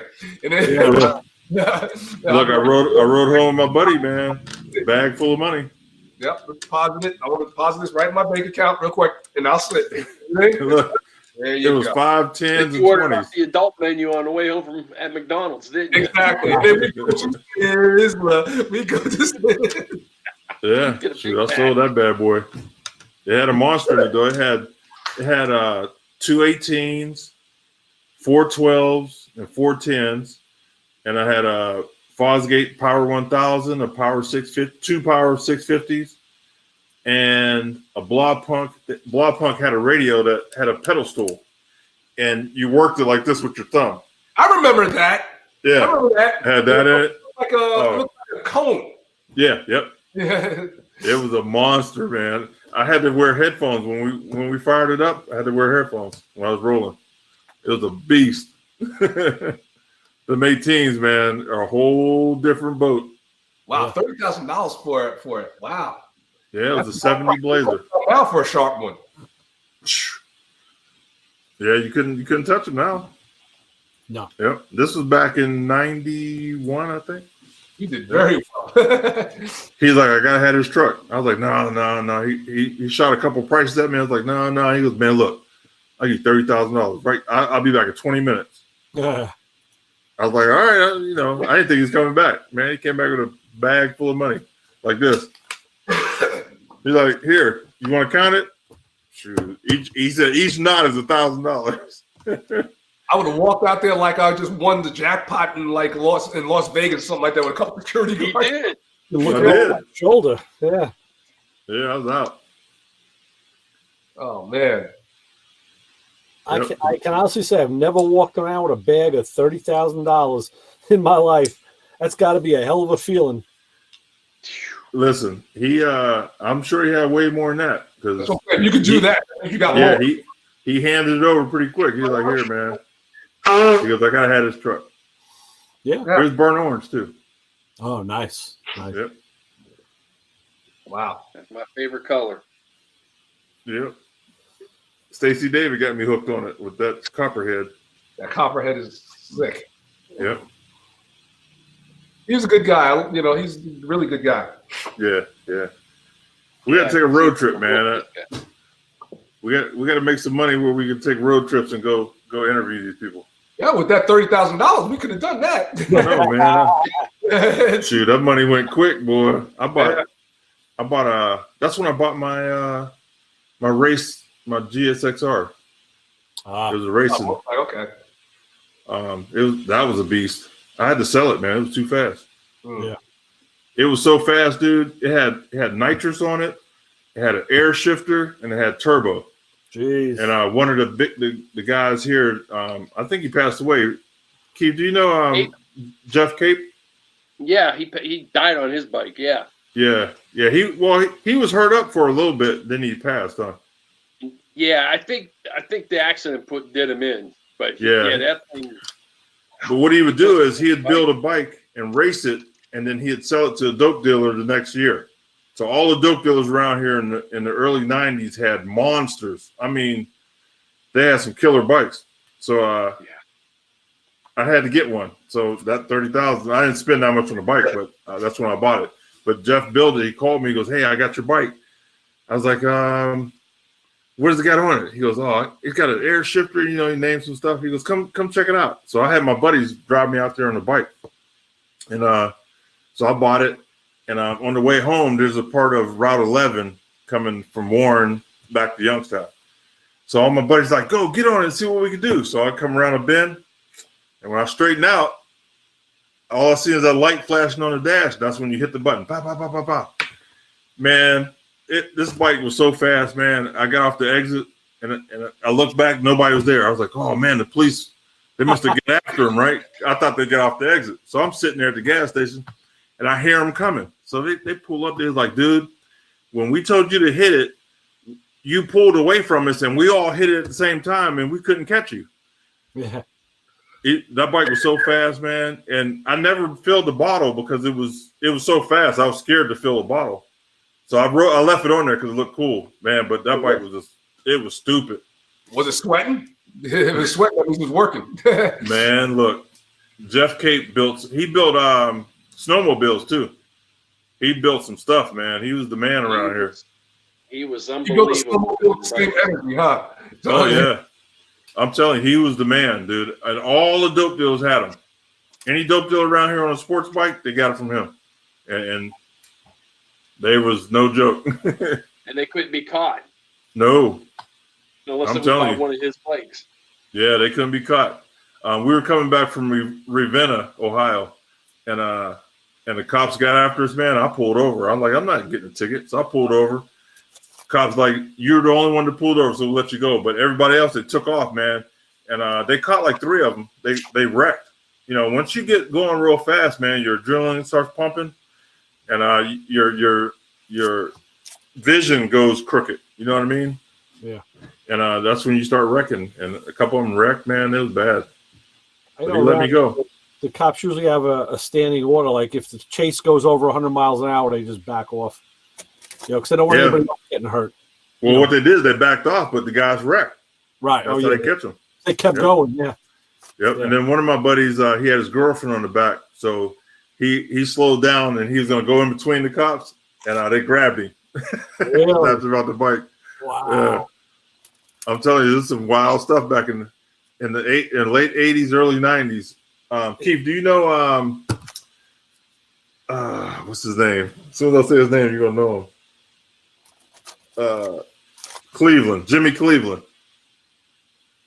Do you know Jimmy? He went to Fitch. Maybe to see him. Man, Familiar. this dude used to get chased by the cops every weekend. One night we're standing at the bar, man, and this dude comes by and like our area has a lot of different police departments, like real close together. When I tell you he had 5 departments chasing him, he goes by, zoom, and here comes Boardman, Austintown. Like every cop was going chasing him, right? So a few minutes later, he comes up in his car, and we're still standing there. He's like, dude, was that you that just went by? He's like, yeah, I went home and got my car. But yeah, he used to get chased every weekend, man. That was his thing. I'm not that guy on a motorcycle. That's not me. Yeah. There's some guys around here to ride. Nah, it's like, woo! Listen, when my bike hits 70, I look down like, oh man, I gotta slow down. I'm going too fast. Man, back in the day, shoot. I tell you, my bike now just starts moving at 70. That's when it starts getting smooth. It's like it's 70 and above on this thing. Not me, man. I get nervous. I'm like, man, let me slow down. I'll be on the freeway like an old man. Yeah. In the slow lane, right? Yeah. I really can't ride it slower than that. It's just I feel like I'm going backwards. I don't know. Just very I used to ride fast, man, but as I get older, every year it gets worse. Like I got to slow down. Yeah. I don't go fast. I mean, on either one. Well, the Harley, it's a little easier. That extra gear. Yeah. Yeah, that's what the Harley's needed. Yeah. Yeah. And you You don't made even the know. cruise. It's such a heavy bike, and then you look down, it's like, oh, okay. Right. Well, some Harley guys. I went up to Geneva last summer. Me and the wife. And on the way back, some Harley guys were behind me, and they kept trying to get around me, and I kept messing with them, light to light. They was like, "Man, that Yamaha runs pretty good." I was like, "Yeah, wait till we get to the freeway." Oh, Old Peaches had to show them, but then I got nervous. I was like, "Let me slow down before it killed me and my wife." Messing around with these guys. Yeah, but back in the day, man, I used to ride pretty strong. no. That Gixxer scared me, man. I had to sell it. I only had it about a month. 4 wheels, I'm comfortable. 2 wheels, I'm just like, there's no need for this. Yeah, it's unnecessary. Yeah. I can't go fast in the car like I used to. I used to drive pretty aggressive, but now, man, I think as I get older, just you know what it is? You start knowing all the weak points of the car, and anything could go wrong. yeah, I think, yeah. You know, once you realize, you're like, you know what? If a rock was just to hit this tie rod in, Yeah, you use your brain a little more. yeah, totally. Yeah. Yep. Yeah. When you're young, it's just like, yo, just hit the pedal to the metal, yo. You know, bracing for quitters. Hit the gas. Listen, when I was younger, when I raced dirt bikes, man, shoot, I'd jump over anything. The house? Yeah, I think I could do it. The house. Hold my Pepsi. We used to just jump, you know, big Yeah. hill and everything like that. And I'm sitting up there looking at the hill that I used to. I'm like, what kind of nut was I? Yeah. Jump 4 garbage cans long and everything. Yep. No. Over ditches. No. So when you hit the ground, you're hitting the ground. You're hitting rubber air rim. That's it. Yeah, man. And if you're a bicycle. I broke a lot of bones, man. I cleared them though. Just land is a different story. Well, that was it. Back when you were younger, you used to be able to land. There was a lot more latitude to how you landed. Now, not so much. Yeah. No. Now you gotta tell your son, don't do stupid stuff like that. Yeah, because I've been hurt so bad on motorcycles. I know now. I'm like, hey, don't do that, bro. You don't want to go there. You know, I did this because I don't want you to do this. Yeah. Learn from my mistakes. I broke both arms. I broke both arms at the same time. I sprained a knee. I broke this collarbone. Dude, I used to get jacked up, man. I can ride good now, though. We got training wheels now. Yeah. Now I go slow. Well, fellas, it was a slice of heaven as always on Thursday night with you guys, but I gotta take some cold medicine and put the little boy to bed as always. Yeah. Hope you feel better. Yeah, I gotta jump too. Man, 5 o'clock comes fast, man. It's starting to get tomorrow. 7 o'clock, man. Yeah, I know it's a shame. Not like it. Tomorrow off. Yeah. Yeah, it's starting to get. Look at Papa Squirrel who wiped me out. Yeah, it's called. What's it called? Your son getting a cold and passing on to you. There you go. Yeah. Yep. So I already know when he comes home with a cold or whatever, I'm like, well, you know, I'm not going to stop hugging this kid because he likes hugging daddy. So I'm like, I'm going to get sick. Yep. So, Yep. you know, I'm going to get sick. So I already know. You got to take that airborne stuff that the teachers. Yeah, it works. I ran out, but tonight's a NyQuil night. You know, I don't drink, but me and Mr. Cherry NyQuil got a date. There we go. Nice. You know, I'm gonna be dreaming and wake up in a cold sweat, and the cold be gone. Yep. Very herring. The way Vic's meant it to be. Yeah. Well, hey guys, I got a couple guys that might be able to come on next week. I almost said their names because every time I say it, they don't show up. Yeah, so. All right, gentlemen. Good night. Keith. Ray. Lewis. Everyone take it easy. All right, as always, be easy, and I will catch you guys real soon. All right, Terry, be cool. All right, take care. Go ahead. Just say yeehaw. Okay. I'm gonna let who wants to jump in? I'm gonna jump out too in a second. Anybody wants in?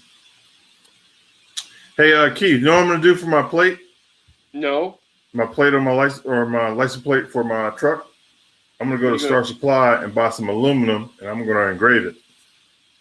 Oh, there you go. So I'm getting my practice on. Get some thick stuff. Yeah, that's what I'm gonna do. They got some nice pieces down there. You know their prices are going up, man. It's driving me crazy. What are you thinking? Like 3/16 or?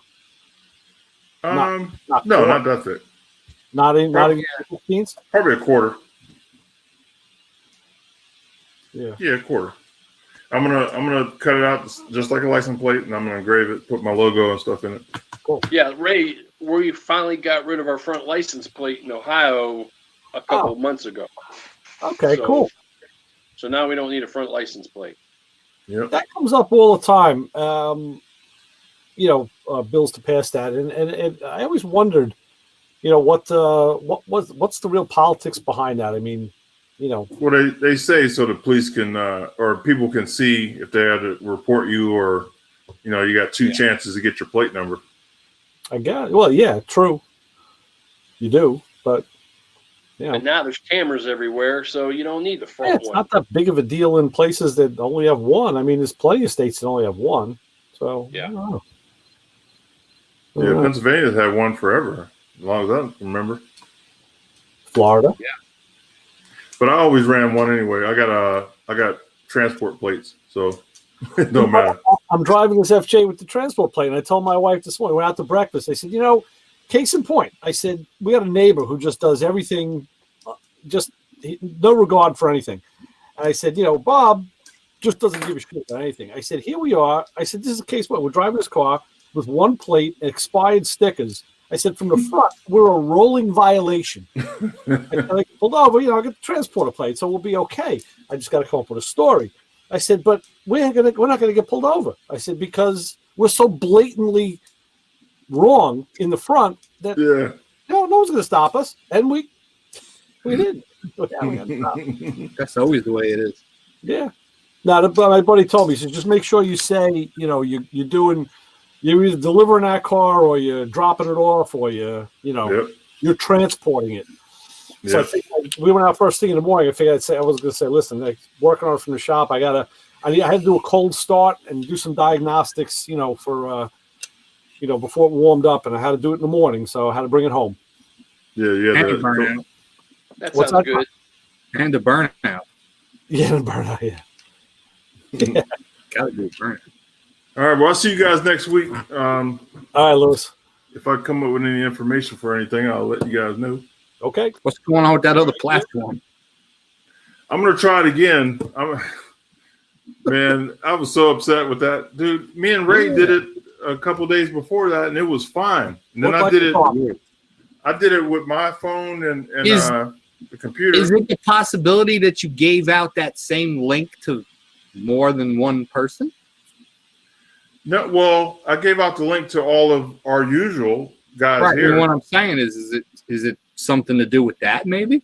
No. They say you can have 6. You can have 6 on screen. So in other words, just saying, here's the link to get into your deal. Just give it to whoever you want. Yep. Yeah, that's weird. And if I pay, then I can get. I think it was 40 people on the screen. Not that we ever want that many people. You're looking at little cubes. Yeah, but what's nice is it goes. I can ship it live to 30 different platforms. Like I can do Facebook. I can do YouTube, and when people go on Facebook or YouTube chat, it'll show up in the chat room on that show on that platform. It's all integrated. Yeah. So that's awesome. I emailed the guy, and he came back with some stupid question back to me, which I don't understand. So I got to get back with him back and forth. So I'll find out about it. But it seems to be a good system, but it just wouldn't let me go live. I hit the live button, and then it would go live and cut right back off. What the heck going on? I saw that. Kept doing that. Yeah. So weird. I don't know. I'll find out, but it seems like it's new too, so maybe they got to do some tweaking. Maybe. Could be. Maybe it's their platform. Yeah. So I'll figure it out. But I'll let you guys know when we go to switch over. Cool. And when we do switch over, just send everybody to the YouTube channel, because I want to build that channel, and then everybody can just go there, and then us, our special guys will be here, be on that platform. Right. You know what I mean? Sounds good. All right, peoples. Appreciate you. Hit me up if you need me. See you next week. All right, Lewis. Be safe, buddy. All right. Later. Behave yourself. Oh, yeah. Drive slow. Yeah. So, John, I read this article in the Newsday today, and I told my wife, I said, man, if John sees this, he'd go ape shit. Get a load of this. The Northwell Health has been taking over pretty much everything. Right.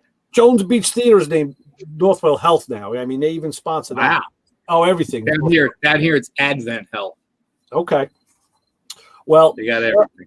What they're doing now is starting later this month, and they have a couple hospitals on board already.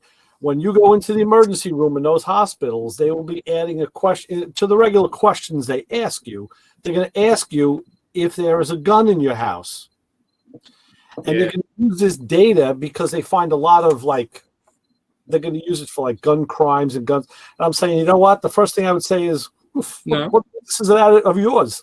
Well, I always said to my friends, I'd be like, if they ask me, is there a gun in my house? I'd say no, because there's actually many. So, Yeah. no, Yeah, there is not no a gun in gun. my house. I got no problem. I have no problem lying to people that feel they are in authority. Or entitled to your information, right? Right. That's my deal. I get people calling me on the phone wanting to do, surveys and things. And I actually got a phone call from the Democratic Party. Did you? Yeah. Wow. Because, I'm still a sneaky bitch. I'm still registered down here as a Democrat. Oh, are you? Okay. I didn't know that. Oh, yeah. I never changed. All right. So I just stick it in their ass every year. Okay. It's nothing they can do. So I had this very nice guy called me up and wanted to know if I wanted to answer some questions for the poll. So, yeah, sure, absolutely. So I answered the first couple of questions, and then I told him, I said, you know what I said. I can imagine what you said. Yeah. And I even get them, I get texts now for that, too. Oh, yeah. Yeah, from different parties. They want you to answer some questions on a text. And I'm like, yeah, right. Go fuck yourself. Right. But yeah, I actually make that like part of my, I don't know, self amusement. Right. Is to just kind of mess around with people who ask questions that I don't feel they have the right to ask. Yeah. So I just tell them what they want to hear. Yeah, right. And that's it. So That it's pretty cool. I have to, I think I'm going to buy that. There's a real cheap app you can put on your phone for how to learn Spanish. Uh-huh. I keep getting like 3 times a day various phone numbers, this Spanish thing. Huh. And I'm like fumbling my way around, to get to somebody. So I figured out the series of numbers to actually talk to someone. Nobody speaks English. Right. A couple of times that I got through and the girl answered, and I'm like, I don't speak Spanish. And they just hang up on it. It's so probably I need to learn some Spanish phrases. it so may I can just kind of it piss may them be off. the issue that I have. People will call me. It hasn't happened in a while, and they'll ask for you, Mr. Juarino, and they'll have a very Spanishy Mexican voice because they think my last name is either I guess Mexican or Spanish or something. And your name could be mispronounced the same way. You could put that little bit of a flair on it, and it sounds Mexican instead of Italian. I get it all the time. They think I'm Hispanic. Yeah, it's that's what happens. Guerrero. Yeah, but they say, "Oh, Guerrero." Oh. Right. And I'm like, no. How about from Naples, Italy, Guerrero? Right. So I go, but then you're a Nobladon too. I don't piss them off. I don't piss them off for thinking that way because then I come up with the line. Well, you know what? They're all Latin based. Right. Think about it. So I mean, Spanish is the most universal language worldwide. Yeah. So yeah, I don't have a problem with it, but I want to learn some Spanish so I can understand this. It's the same woman. This recording that starts. It's the same one all the time, and they use like every different freaking phone number in the world. So they obviously have something they stuck on my phone because I get phone calls that are local to where I am. Today I was in Fort Myers. Yeah. I leave the jobs in Fort Myers. I'm heading back north on 75. I get a phone call with the Spanish lady from a Fort Myers exchange. The other day, 3 weeks ago, I was in Miami. On my way home, I get a 305 call with the Spanish lady. It could be tracking. So it's like they're tracking where I'm at, my GPS. Right. And then they're putting the number in based on that. You know what you should do? Which makes me want to pull everything off my phone and hit that thing with a hammer. Not everything. All you got to do is just shut your location off, and then see if you won't get the phone call that day. I guarantee it. Yeah. You activate the location, and then anybody who can see it can know where you are. Yeah, absolutely. I want to know how they're, why are they doing? How are they scanning me that way? Okay. Well, what gives them the permission? I could understand Apple because a lot of the like my mapping, if I, my directions and stuff, things like that. I'm like, okay, fine, you got to have it. You got that one option on your phone. If you lose it, you can track your phone. Right, track my phone. So, is there some sort of app that I may have downloaded, a game or something that's got ulterior motives, like this TikTok China shit? I guess that's possible too. Right. I don't have TikTok, but what I'm saying is there's something that's being utilized in the background. Now, I think you're thinking you got something else on your phone. Just the tracking is good enough, and it's open source. They just need the right software and hardware on their end, and they can, like, guys were doing it. They were sitting on the Interborough Parkway by, like, in the apartments, right? But they were only like maybe 40 feet from the Interborough, and they were grabbing. They were doing this like 10, 12 years ago, grabbing cell phone numbers as the cars would pass because they had a trap that would do it. I mean, Pringles can. Yeah, now it's a lot more sophisticated. You can be further away. You don't have to be that close. So it's the same thing. It's when you have that out there, it's out there for everybody to get. Yeah. Oh yeah. I mean, I learned something about the phones because you get, you ever notice you get phone numbers that, like, from your exchange, the same exchange, like all the time. Well, I get a lot of 631 stuff, 516 stuff because those numbers are in my phone. Yeah. And I get a ton of them that are 486, which is the exchange that I use on my cell phone. Now that we're doing our show remote, we want to figure out how to take phone calls and I'm not in the studio, so I can't use that number. So what we did is I was turned on to, hey, you got a Gmail account? Yeah. Through Gmail, you can get a free Google phone number. Oh, yeah. I got the Google. Not only that, I could go in and I was able to pick the number with the exchange I wanted. Like, okay, I picked. Why don't you do that? Because I have 4 Google accounts. Well, I picked a number and assigned it. And now what I do is, since Chris in Connecticut, he actually answers the phone, but it goes through my phone. I transfer it to his phone. So now I do a call transfer to Connecticut. And when someone calls the show, I see my phone light up. I'm like, hey, so I'll give Chris the sign. I'm like, hey, yeah, John's on the phone. I see it first, then his phone lights up. He picks it up and answers it. And we got a phone caller. And no one knows it's going through 2 different phones. So if I do that Google thing and I give a number, like for chassis connection. Yeah. When you call on one of them Google phones, it always tells you to hold on for a second. Usually it tells you it asks your name while we connect you to the Google customer. It winds up ringing on your cell phone, right? You can disable that. You don't have to have that thing in, but yeah, that's the default. Yeah. So I could have a number for like the half-breed stuff and the chassis stuff, and it would still come to the cell phone. It'll come through your phone, yeah. Yeah. Oh, that's pretty cool. Sure. I might do that. So, not only that, but when I made that number, it asked me to assign a name to that number. Yeah. So I could call it, Nassau County FBI. I could call it Nassau County. So now if I use that number to call you and it comes up Nassau County FBI, holy shit, I better answer that. So that's how these scammers are calling you, and your caller ID is lighting up with, the police department or some federal agency, and you think, oh, that's legit. They got a real. No, it's a freaking Google number that they were able to assign a name to it.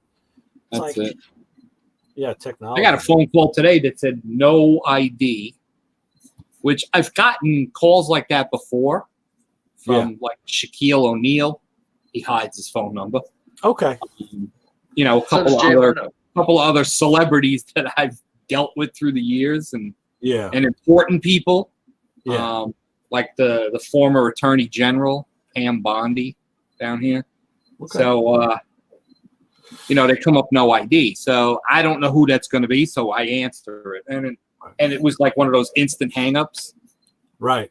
I'm driving up the highway, and then like 5 minutes later, because one of the dumbest things that Apple ever did was every time you get a voicemail message, you cannot play that voicemail message until Apple transcribes it. Oh, geez. So, like, if you call me up and I miss the call and you leave me a message, it'll be like 6 minutes before I can actually go to that message on my phone.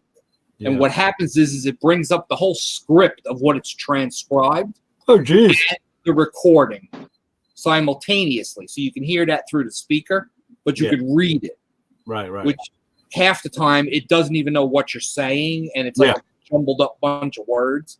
It for sometimes, every now and then you'll get somebody that'll leave you a relatively long message. Yeah. It takes that telephone forever to transcribe that crap. And I've looked around, there's no switch to shut that off. Yeah. And I've actually talked to the geek with the man bun in the Apple store in the mall, and I'm like, what the fuck is with you people? Why don't I have power over my own telephone here?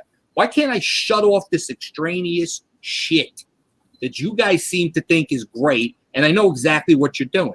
You're transcribing this crap and you're sticking it in your fucking cloud to figure out who I am, what I like, the whole deal. I said, and it's a load of bullshit. Oh, well, there's nothing you can do about that. Yeah, I know, obviously. See you, douchebag. Yeah. Ridiculous. I hate that stuff. I know. I hate when a nerd or some invisible person that lives in the land of fruits and nuts controls my life or aspects of my life. Those are the things that piss me off. Those are the things that make me want to go back to like a Motorola flip phone. Yeah. There you go. There you go. There it is. My buddy JJ the Boss from Memphis, Tennessee. That's what he uses. Fits right in the change pocket of your jeans, too. Yeah, exactly. If you want to text, you got to hit the number. Yeah. 111-222. Right. Oh, I was talking about numbers. We had a call. Takes you forever to send a text. I had a call in You the forgot what studio. you're writing about. We got caller ID in the studio, so I got a call. And I'm listening. It was a friend of mine. The guy had been. He still calls. He called a couple weeks ago. He used to be an NYPD auto crimes detective, and now he's a TSA agent. So I happened to look at the caller ID, and there was no name, obviously, but the phone number was 718, which is a Queens exchange. Yeah. 0000000. I took a picture of it. I said, I've never seen a phone number that came up all zeros. And I said, well, knowing who this is, I could see that's how they cloak their phone numbers. It's like, that is so cool. That's the only thing great. cool is make it be characters like question mark, triangle, square, Yeah. It's like, that'd be great. So hey, check this out. I took the cap off this Sniper Distributor Uh-huh. to see what's going on in here. Very smooth looking.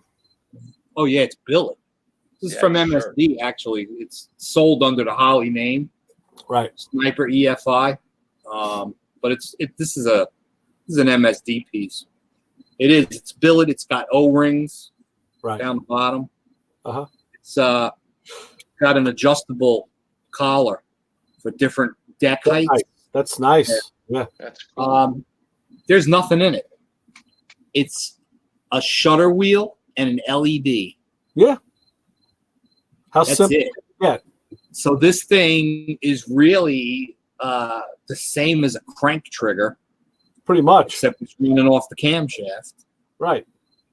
That's how this Holly deal and the dashboard does that timing. Yeah. Because when you put this distributor in, you have to set the motor at 50 degrees before top dead center. Oh, really? And then you set this thing up to fire off cylinder number 1. And the cool thing is you pop the rotor on, there's a clear plastic cover that drops down over the rotor and then lodges onto these 2 little pins here. Uh-huh. And that sets the distributor, it syncs the distributor for you. Nice. So you don't have to mess with it. You just rotate the base because the rotor's not going to rotate. The gears are already meshed. Right. You rotate the base until that plastic cover drops down. Uh-huh. Then you tighten the collar. Now you're in sync at 50 degrees before top dead center, and the computer in the fuel injection unit takes care of your timing. You set it up. What do you want it to start at? What RPM do you want it to jump up? And what do you want the maximum amount of timing at what RPM? Right. And do you want to pull back timing based on transmission gear, or also this Holly Sniper set up to fire off of 2 different stages of nitrous. So you got retard. It's also got boost retard. It's like a modern-day sun machine. It's turning out now that I found some good literature, some good PDF files. It is plug and play. Yeah. The part that gives you all of the other stuff is there's 2 of these harnesses hanging off this thing. Right. And you pin like up to 12 different channels to do everything you want. I also found that, remember we were talking about the oil pressure gauge? Yes. Yeah. The Holly's already set up for the oil pressure gauge. I found the 3 wires. Oh, good. Okay, good. So all I need to do is put like a Bosch 3-conductor plug or a WeatherPack 3-conductor plug on the actual sending unit, and then match those 3 wires to this harness, and it'll automatically put the oil pressure in there. And then doing some reading, you can do a thing where if the oil pressure drops below a certain number, you can shut the fuel pump off. Yeah, that's nice. Yeah, so did you get resolution on the sending unit resistance? I haven't done that yet, but I'm sure it's there. Yeah. Okay. For a fact, it's there. I actually found I found the paragraph that has to do with that. I didn't really read it through, but it's in there. Good. So it'll be a matter of me reading the paragraph and using the stylus and setting it up. But yeah, it is in there. So Hey, I don't have to open the unit up or anything. I'm gonna roll here. I got that digital dash to fit nicely in the car. In fact, I can take the camera and show you. And I wired up those LEDs that we were talking about. Yeah. I don't know if you can see it. Oh yeah. So it fits real good. That does fit nice. Very modern looking, you know. I know, right? Truthfully, stuff. I mean, it's nice, but truthfully, I like what you're going to do with your car better. Well, here's what I found.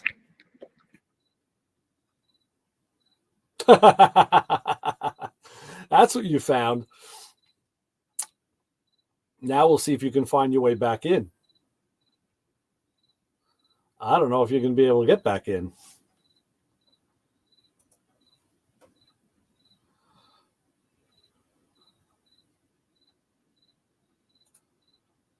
I got a feeling John just knocked himself out.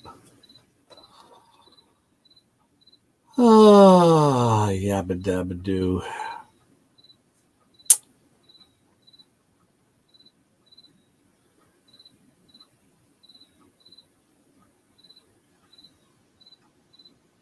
If Keith would have hung around, we could have had a conversation. Can you hear me? Oh, there I am. I didn't think you were going to get back in. I hit the back button, and then there's a little button that says rejoin the event. I didn't think you were getting back in. I thought you were gone. I hooked the plug for the camera. The USB came out of the extension cable. Ah, okay. And the microphone's built into the camera. Yeah. So, anyway, built into that dash, I was looking at there's a whole bunch of gauge setups. In that dash is a representation of a 67, 68 Camaro dashboard. That's cool. It's got the 2 pods, and you Yeah. put the gauges on the sides. Right. So I'm like, oh wow, I may try that. See how it works. And it looks just like the stock stuff. Oh, where'd you go? There you go. I moved around. What the Left and hell's came going back. on? What's going on here? I don't know. Yeah, so there is a 67, 68 Camaro dash built into that thing. It's just got to just smaller. Yeah. Yeah, it's a little bit smaller. There's a bunch of stuff in there. So what's the? I mean, you're getting close. Yeah, this weekend I will. I'm pretty sure I will have almost all the computer stuff completed this weekend. I have all of the plug and play harnesses are already plugged in. That's done. I have to hook up the 3 power lines. You got a power line that's going to power this distributor. Has to be on the ignition side. And you got a power line for the fuel injection, and the same exact pink wire powers the dashboard. All of those have to get hooked up. I have to run the ground lines. Yeah. And I ran the harness to the back for the fuel pump.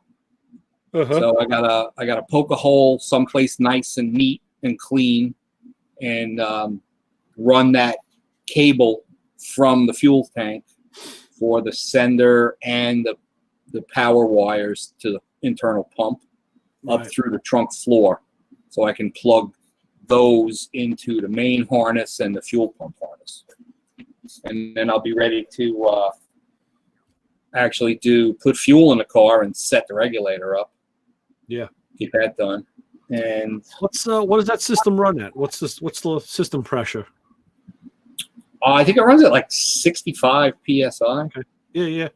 I know the early stuff was 45, and then the other ones were like 60ish. Yeah, even factory stuff. Yeah, it's like 60 or 65. I have the sheet. I got to set it up, and it's a return system. Yeah. So it's constantly circulating. Right. Which is weird, you got your typical regulator on a deadhead system. Your fuel comes in from the bottom of the regulator. Right. Runs out the sides. Yep. And you deadhead. When you're doing this return deal on these Holly ones, you're actually feeding fuel into the side of the regulator. Same way as on a factory system on a regular, and then the return line is out the bottom. Bottom, right. Same way as on a regular passenger cars, yeah. Which I thought was kind of odd, but then I thought about it, and I'm like, well, if you had your return line hooked into the same line that you're feeding the fuel injection with, the return line is wide open. There's no float system there. So you'd never be able to get the pressure right. No. Yeah, that's why they do it like that. So that's the reason. They're just running the regulator backwards is what they're doing. Kind of. Yeah, they just emulated the factory stuff, Yeah. It's odd. Because I have seen other regulators that actually have a return port. Yeah. So you still feed from the bottom. And a lot of the race ones, they'll have 4 ports on the top and then a return port on the side. The days of the barrel valve is over. Yeah. Well, no. A lot of my friends with blowers, they have barrel valves still. I know. I got a old World War II aircraft fuel pump in the next room that was on my Hillborn setup. Yeah. And that was a pill and a barrel valve. That's all that is. Yeah, well, all the top fuel cars are still doing that. Yeah, they just regulate it on the back side, like you said, on the other side. But yeah, so kind of odd. Yeah. But so I'm looking for some Toyota rims. Toyota? Yep. 6-lug black steel rims. It's got to be a good junkyard would have something like that. Yeah, I got to look around. I haven't made any calls yet. I'll try Freeport Auto Wrecking. Try those guys. Yeah. Down here, I don't know. Well, you probably find them down here, but then you got to ship them. Yeah. Pain in the neck. Yeah. Useless. I made a couple of scores this week. Oh, on what? On Facebook Marketplace. There's a guy literally 15 minutes away from me selling the exact tachometer that I'm going to buy. It's in mint condition. The guy took it out of the car. He put it in the car. He took it out of the car, put it back in the box. It's the 5-inch ultralight tack with the shift light and the little knob you turn to make the shift light work. He wants $140 for it. Score. I go on my account, and it cost me $280. Wow. And this thing's 6 months old. And the guy sent me photos. There's not a scratch on it. I'm like, why do you take it out? Saturday. And then I found another guy had the 2 5/8 ultralight, which are the aluminum ones with that's the gauges that I'm going to be putting in the car. He had the 2,000 psi brake pressure gauge. Okay. $50. It's 130. Yeah, beautiful. So boom, done. He already gave me the tracking number. It'll be here Monday. Done. Pick that stuff up when you find it. He's in the Carolinas, and he was just selling off stuff that he had sitting around that he never used. Yeah, it's still in the box. Put it out. So I'm like, you know what? Stuff like that, I'm buying for the car. If I could save myself a couple of hundred, because literally to buy all the gauges that I need, it's going to cost me over $1,000, through Autometer. The one thing that I haven't seen, but I don't even want to buy unless I buy it brand new, is the GPS speedometer. Yeah. So I'll show you some. Let me go grab it in the next room.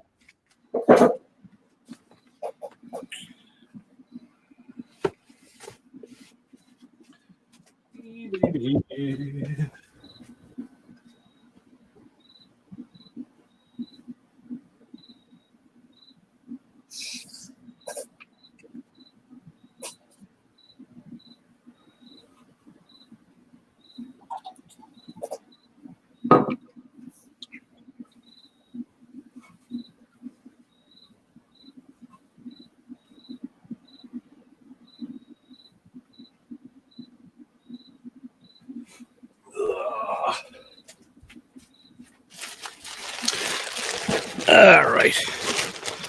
What do we got here? This Burger Goodies. I keep saying I should sell this stuff off. Oh, it's an Autometer fuel saver gauge. Oh, that's a vacuum gauge. Yeah, it's just a vacuum gauge, but they called it the fuel saver. That's a good looking gauge. It is. Then you remember these guys. Oh yeah, I had one for the longest time.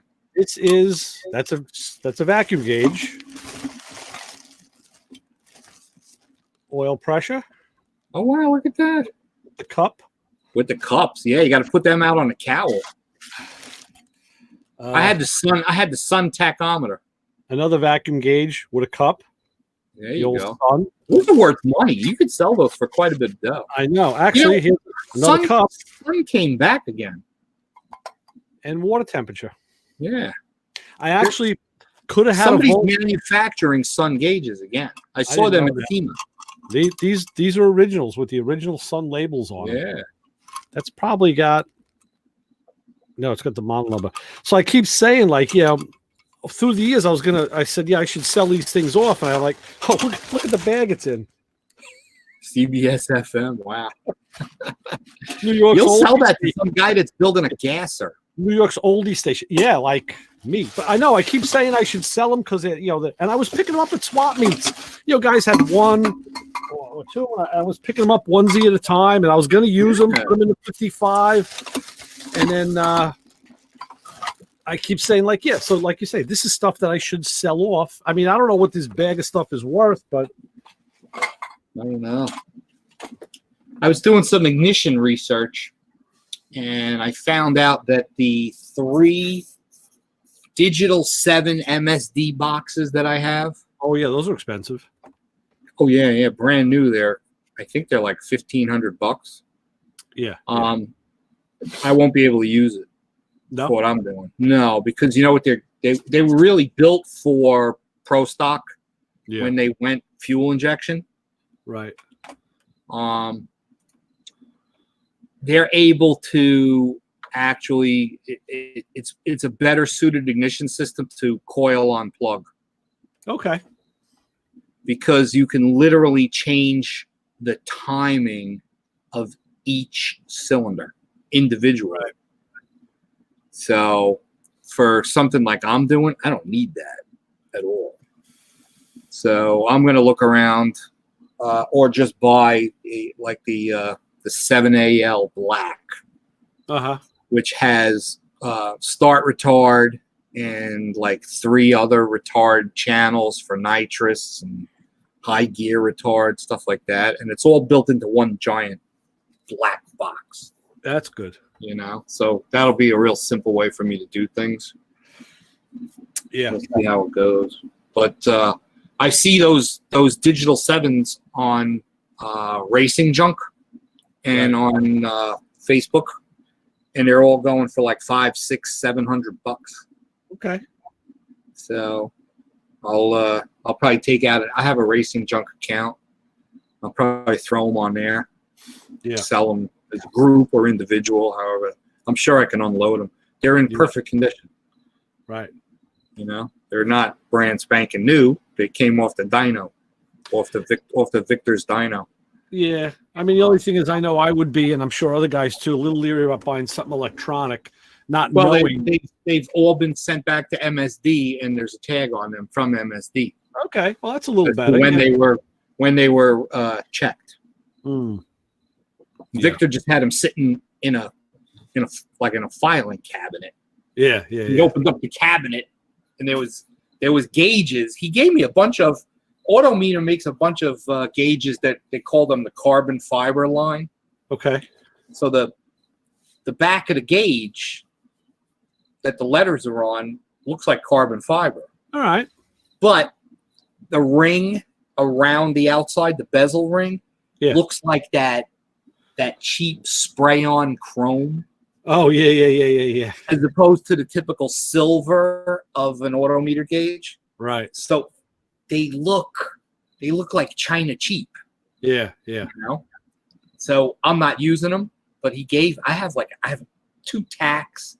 I got oil pressure, brake pressure, and some of them have some little dings and scratches because they were in pro stocks. You know, they were like takeouts, or they may have been on the engine dyno at one point or something. So he just gave them to me. He opened up this drawer and he goes, "Oh yeah, take all these autometer gauges. Hey, take these MSDs, sell them because these things are expensive. You can sell these things." I'm like, okay. So they're sitting in a box on the shelf. Yeah. Right. I think it's time to go through the box and start putting up some ads and just recoup some of that money. Yeah, why not? Be done with it. So I'm not going to use them at all. Sure. But that's about it. So yeah, I'm getting closer. One thing I need to do is I got to do a relay channel for this. Turbo 400 kickdown. Okay. So I got the harness. I just gotta wire that in. Who's going to do the glass in that car? I don't know. Somebody obviously in Pennsylvania will be doing it. Oh, we were just putting the door glass back in my car, and I tell you, I had my friend Jeff take all the glass out a couple of years ago, go over the regulators, and touch everything up and put it all back in and adjust it. And now we had to pull the door glass out to get the belt molding off, and now we're putting it back in. There were 3 of us, and none of us are really glass guys. And I tell you, it's just not. And then you put new weather strip in, and nothing closes right. It's like, oh, what a pain in the freaking dick this is. I know. That's something I'm not looking forward to, because remember I told you I got that deal off of one of the Facebook ads. A guy up in Michigan sold me everything that goes inside the door. Yeah. Actuators, the tracks, the whole deal, and they're all with the nuts and bolts all pre-attached. And he's got them bundled. They're all zip tied together. Driver's side door, passenger side door. And then you told me about that website to get the exploded view of the door. Right. So I have that. I'll be That's buying. that's still marginally helpful. Yes, I'll be buying brand new doors. Right. So I'll be working with that. But my buddy that used to live across the street, he's a master body guy, and he's like, just when you're ready, let me know. Beautiful. He goes, I'll come over. He goes, and we'll get them all lined up. He goes, if you can figure out what goes where on your own, do it. He goes, if you can get it in there, he says, but I'll come by and help you get it adjusted so that they work properly.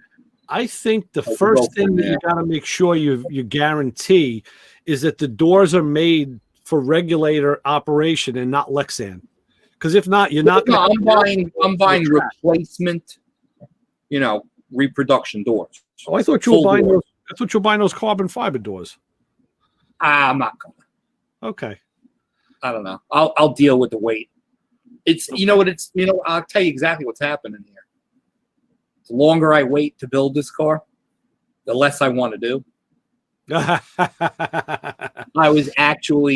Yesterday I was actually mulling it over of, I can get this car running in probably about 8 weeks if I leave the stock front frame in it and just No, you don't want to do that. Just convert, upper and lower tubular control arms with that coilover setup. Yeah, I know. But I'm like, I already spent the money for brand new double adjustable strange struts, right, pinion, right, the whole deal. And then I'm like, nah, okay, I'll just build the chassis. I mean, that's all sellable stuff too. That could all be sold. It's all brand new in boxes, never taken out, so I could actually return them to my local dealer, and he'll just give me a credit. I mean, the thing is, if you did it the other way, it would. If I did it the other way, it would be like the old car. Yeah, which is the thing that kind of had me thinking. It's like, well, are we looking to set records here with a big old 81 Firebird? No.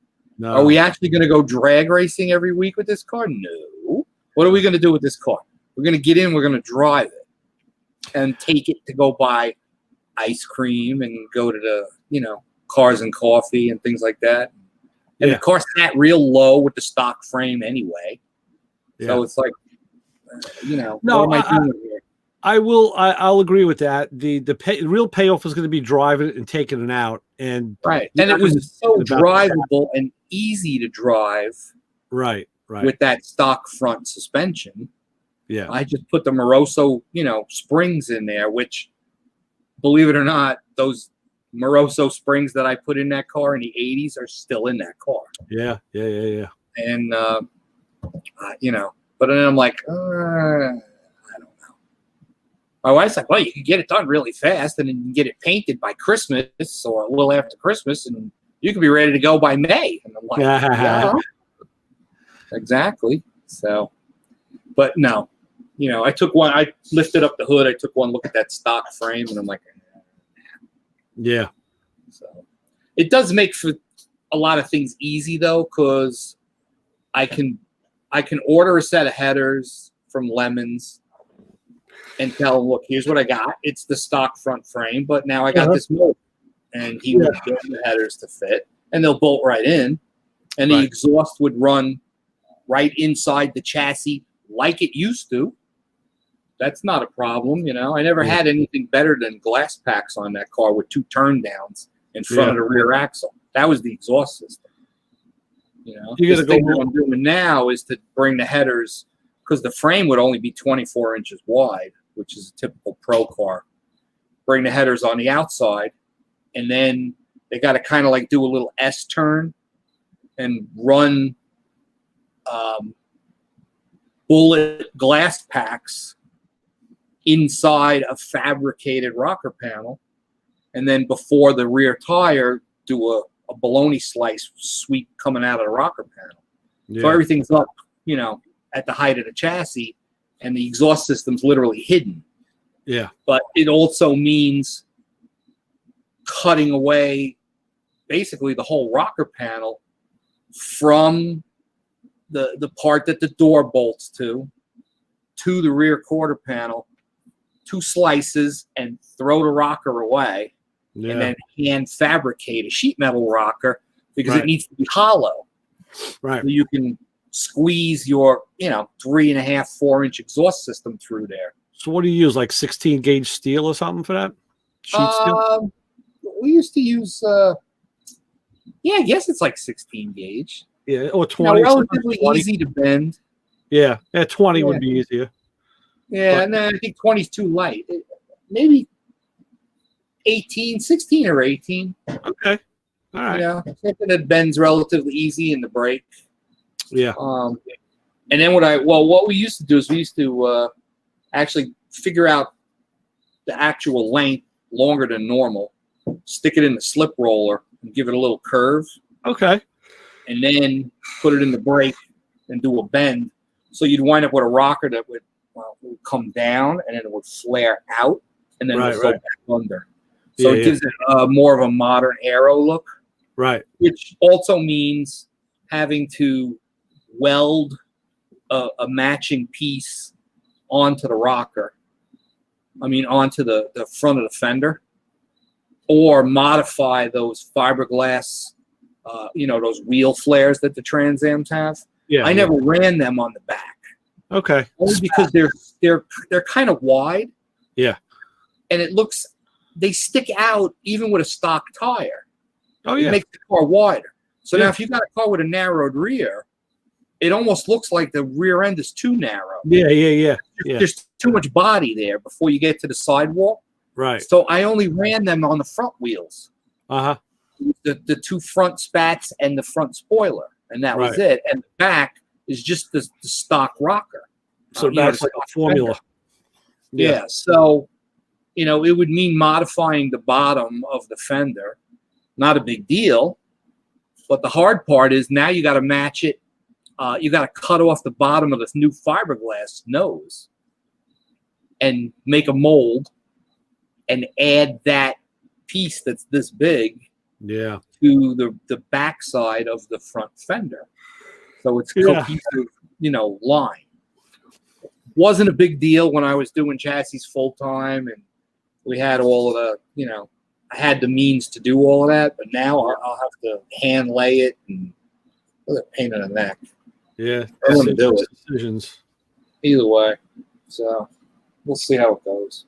Yeah. Once I get going. I found a couple of pictures, believe it or not, a friend of mine from Long Island. He built himself a real simple chassis table made out of 2x3 and a couple of nice little support fixtures. Right. And it was one of those challenges. It's like drop a picture of your car.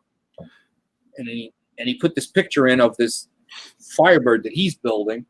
And I'm like, oh my God, that's the exact table I need. He's like, oh, I'll take a couple of pictures. So, real simple. Just some pieces of 2x3 with some legs, and that's it. It's only going to be used once. And then I'll put a Craigslist ad in or something like that. If somebody wants it, I'll sell it for a couple $100. If not, just bust out the plasma cutter and cut it into pieces and take it to the scrap guy. I was going to say, you could cut it up. You can have some big pieces and sell the metal. People buy a 2x3, the good sections. That's worth something. Yep. So it'll be cheap. It'll just be a couple of $100 in 2x3 to build it. And I'll do the same thing we did on the first chassis jig, where I welded a plate on the bottom with like 3/4 inch nut welded up inside the plate, and then a 3/4 inch bolt underneath. Right. And that's your leveling legs. Oh yeah, good. So that works out good because you can lay the table out, either run a laser line, or a couple of levels, and you just take the wrench and just spin the wrench along the floor until you get what you got. And then you just drop the other bolts down till they hit. Right. Take all the flex out of the unit, and there's your chassis table, and you're done. Beautiful. And I could even do they've got these really, really nice drop-down casters at Northern Tools. You pull like a T-handle. And the thing rotates and drops down. So I could do one of those deals where if I had to move the table, all you got to do is put a floor jack under it and just jack it up high enough that the wheel can roll all the way under and lock. and then you roll it. You take the jacks out, and then you can move the chassis table. Easy. Yeah. So yeah, Excellent. we'll see how it goes. I'm really looking forward to that. Another couple of weeks, this thing's going to be gone, so that'll be great. Nice. I'll have some room in here. Finally. Yeah. That'd be nice. 5 years. Wow. Yeah, long time. Well, it's coming together now, though. Yeah, I logged into Facebook, and then my wife, she walked in the office, and she was like, "Look at this picture." And I'm like, "Oh yeah." I go, "That's the day that the first day that they delivered the car, and I sat my butt in it and drove it, up on the farm where I used to have the other shop." She's like, "Yeah, look at the date." She goes, September 21st, 5 years. Wow. She goes, "You would have been better off just paying this kid for the car." Yeah. She goes, "You would have been done." Yeah. She goes, Well, you "Think said about that already. You've already Yeah. said that. Yeah. it." She said, "You should have just paid him. You should have just Yeah. went in your pocket, pulled out the money, instead of getting involved in this project that you wound up going way further than I think the kid even knew." True. But you learned a lot of stuff, too. Yeah, I did. You did a lot of Actually, stuff. I could have got away with just putting in the chassis work on this thing Yeah. and then see you later, bye. Right. You know? Right. And then the car would have never got finished. Yeah. And who the hell knows? It'd be rotting away in Pittsburgh, Pennsylvania somewhere. Right. Right. So now there's hope for it. Yeah. Oh well, he's like a kid at Christmas. I send him videos and Yeah. I explain stuff to him, and I show him all of these photographs, and then he sees the stuff that I'm posting, and Right. he's like, "Oh my god!" Yeah. And he's like, "I can't do that kind of work. I could never Yeah. do that kind of work." So, yeah, he's very, very excited over the fact that he's got himself a one-off custom car. That's great. you Yeah. know? So it's worth it, I guess, if you think about Everybody's it that way. It was a good way of getting tuned up to get back into this. Well, crap. that's what I'm saying. Yeah, it got you back into fighting shape, and you did things that you hadn't done Yeah, before, and now you're ready to The go. thing, the other thing is my car there's not a lot of commonality between that and this. Right. Mine's all fabricated tubing. So I got to get back I got to get that head back for bending and stuff. I'm going to cheat though. I'm going to take some pieces of tubing and I'm going to bend 45s, 60s, 90s. Right. And that way, when I go in the car to start figuring out the roll cage, I could take, a 90 and then with a magic marker say, okay, here's the top of the roll bar. And here's where you got to stop the bend because then the bar's got to come in ever so slightly or run down along the backside of the door there. Yeah. So I'll cheat, because it's real easy to use a Sharpie and just go start finish. Sure. And then when you actually go to bend the roll cage, you could just take that tube and lay it on top and just because I got a hydraulic bender, and then boom, done. Yeah. And then take lacquer thinner, wipe off clean off the marks, Sharpie. Yeah. And then move it to the next part that you got to do. Hey, that's being smart. It's like, you're using a template or a, there's nothing wrong with that. It's either that or my buddy Jerry Bickle. Uh-huh. He's like, why don't you just let me build you a chassis? He goes, I'd love to do that. I was like, yeah. I go, but you want me to build a full all-out race car that sits 3.5 inches off the ground. I said, I need to drive this thing. Yeah. He goes, you're using stock doors? And I'm like, yeah. He goes, they take up so much room. I said, yeah, I know. Because, when we used to build the cars, that part of the quarter panel where the door striker is. Uh-huh. We cut all that out. Yeah. We leave like almost a 1/2 inch where the quarter panel comes in. We trim that. Uh-huh. And it's like 3/8 to a 1/2 inch. We just leave that. Wow. And the door, you're using fiberglass doors. So the doors that they sell are not as thick as a stock door. Right. When you buy a racing door, they're literally like this thick.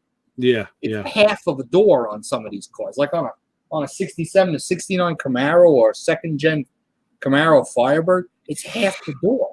Sure. So they're real thin. So you're gaining all of that room because you're literally bringing the roll cage out into where the striker would be. Almost. Yeah, yeah. And then the striker, we take that same round GM striker, or even some of them, we would use a latch mechanism from a Toyota. Uh-huh. And we would just take 1/4-inch tubing and come out and then go down and then triangulate it. And then it just have a piece that sticks out that's 1/4 inch by about 1 inch. And the door latches to that. You know, Granted, it's okay for a drag car, maybe not the right way to do stuff for a street car, you know? Right. So I don't know. He bothered me a couple of times about that. He's like, why don't you he says, gut the car to how you want it gutted. He goes, and then just send me dimensions for the main hoop. He said, and where you want the A-pillar bars. He goes, and I'll bend it all up and I'll put it all together and send it to you. He goes, where's he at? Is he local? He's out of, trying to think. Not St. Louis. He's in Missouri. Okay. Yeah, he's in Missouri, but he's not in St. Louis. Right. And he's like, I'll kink it all up for you and send it. You could buy a chassis like that with like all of the mounts and everything. It's like $2,300. Wow. And they send you all of the tubing, all the chromoly tubing that's necessary for NHRA certification. And the stuff that's got to be bent will be bent. The rest of the stuff is just straight tubing. And he gives you a working print, and you cut the tubes and notch them accordingly, and you build a chassis out of a kit that showed up, on the back of a truck. Right. It'd be a lot faster that way. Hell yeah. So I don't know. We'll see. I'll make that decision in the next couple of weeks. Yeah. I'm gonna decide to go up and turn in. I'm tired.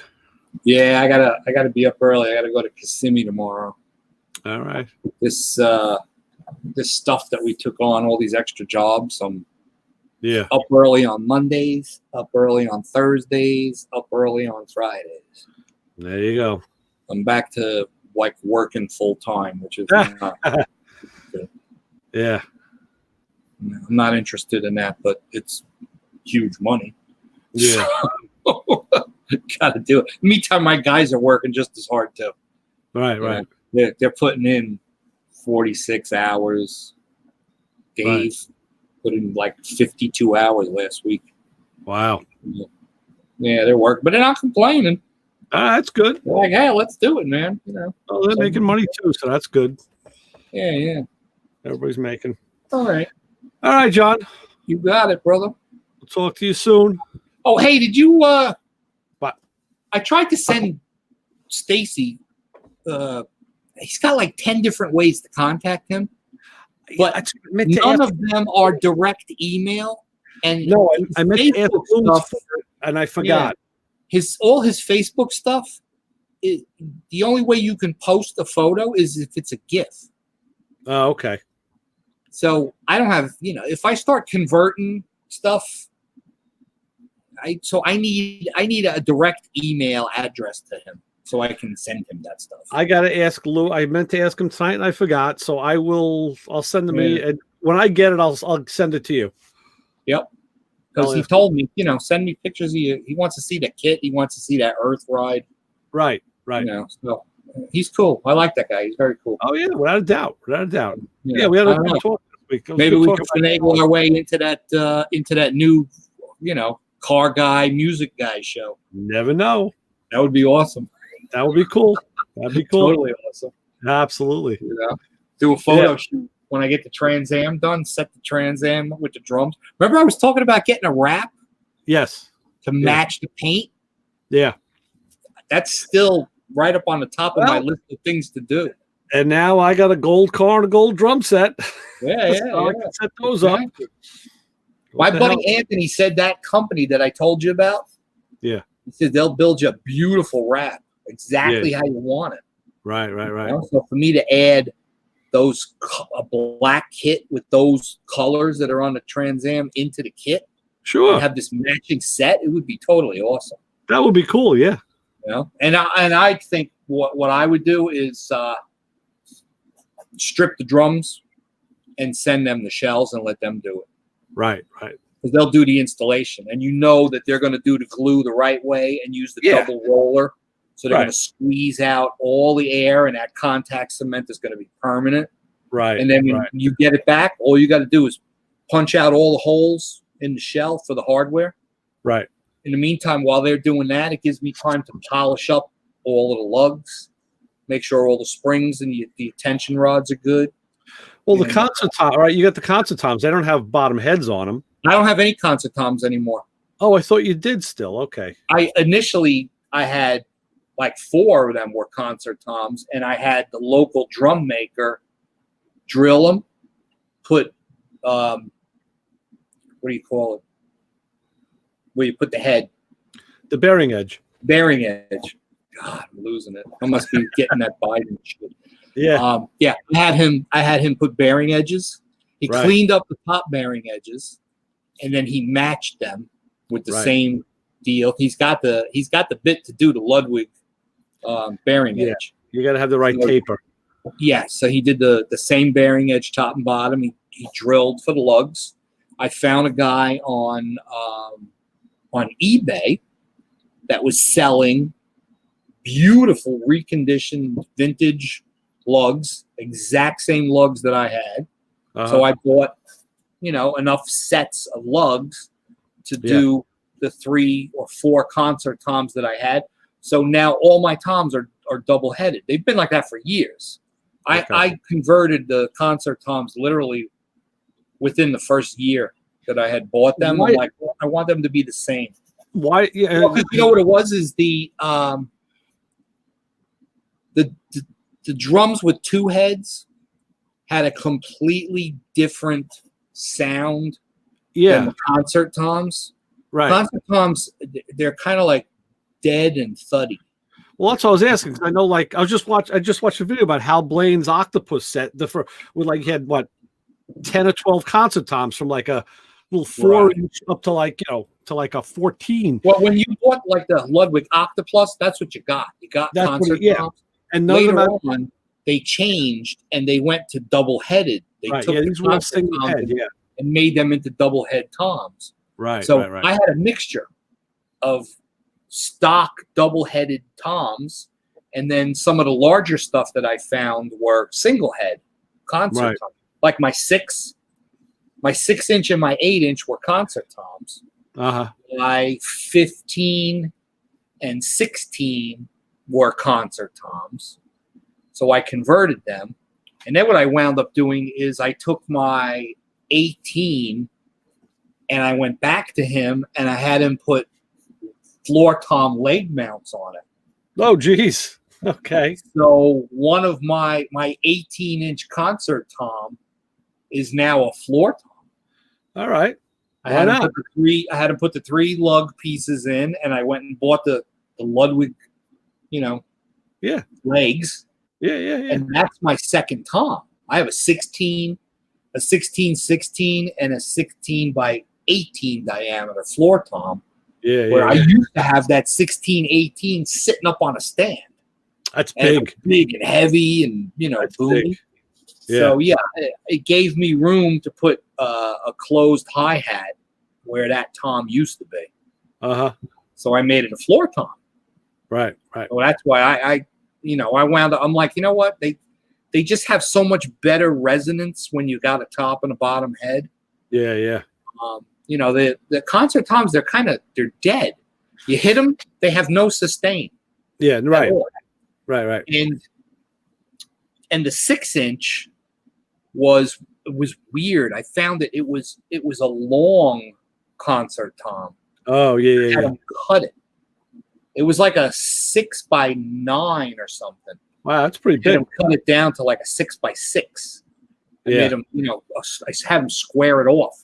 Right. Cut Right. them off, and then converted it from the clip mount to the regular mount. Right. Right. And then after that, I wound up buying the clamp that goes underneath the lugs. Mhm. So they suspend. All yeah, the stuff you spend money on. Oh my God. I have a ton of hardware. I got a bunch of Ludwig hardware still in the box. Brand Yeah.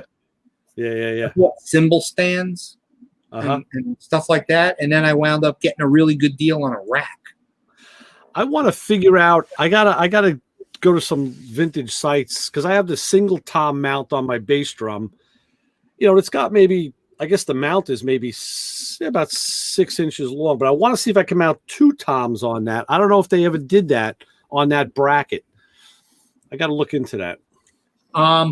Yeah, look around on that. And if you're looking for stuff, there's a place in Fort Lauderdale. You can find them on the web called Resurrection Drums. Oh, I'll write that down. Awesome place. I had remembered seeing it. It's like right off of I-95. Right. And when we went to go visit my brother-in-law, it was like a Thanksgiving weekend. And we drove from Tampa over to my brother-in-law's for Thanksgiving. And it was a Saturday. And I said, you know where that place Resurrection Drums is? And he's like, yeah. It's about a 10-minute ride from here. I was like, oh, cool. So I looked him up. And I called him on the phone. And the guy goes, yeah, we're here till 6 o'clock. Come on down. So I went, and I was like, oh, my God. And they have all of these drum sets stacked. Yeah. I was staring at a beautiful double bass blue acrylic Ludwig kit. Nice. 2 1426s. 26s, yeah. And it had 6 toms.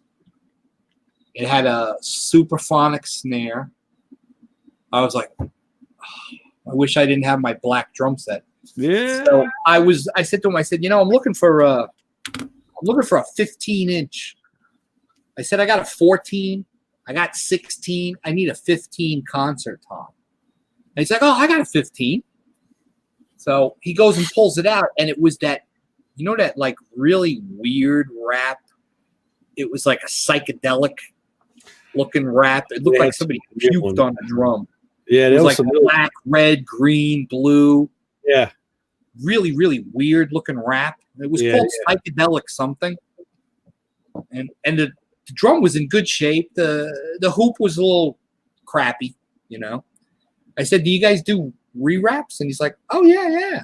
I said, can you re-wrap this thing in black, put a new hoop on it, put a new head on it, change the clip? You got a new clip that's one refurbished? He's like, yeah. I said, do that. Here's my address. Tell me how much I got to pay you now. I said, put it in a box and ship it to me. Like 4 days later, UPS shows up. Wow. Boom. That's fast. And what town are they in? I believe it's Fort Lauderdale. Fort Lauderdale, okay. It may not be, though. It may be north of Fort Lauderdale. Right. But you'll find them on the web. Resurrection Drums. Right. Okay. Great drum store. I'll check it out. Tons and tons of drums. They buy kits from different people. Right. And they clean them up and then they resell them. They got parts, hardware. They got a whole room, just hardware. Right. Doesn't matter what you got. Tama, Rogers, Ludwig, DW. They got all of that. Linden Gretsch. Yeah. They have all of that. And you'll find vintage sets there. They got there was a beautiful pearl white Slingerland set. Yeah. Sitting up on, they have like a shelf that goes all the way around. I was just watching a video. I was just watching a video someplace, I think in California. Same thing. All these sets were up on this shelf that was way up high, Yeah. And then they have stuff on the floor. Yeah. Around the walls, they're stacked like Christmas trees. Yeah, and all the freaking snares are on racks. Racks. And then in the middle, they have, other kits, and then they got electronic drums. The whole place was like heaven. You walk in there was that smell of drum wood, Right. Awesome. So my wife's like, oh, did you have fun? So I bought another tom.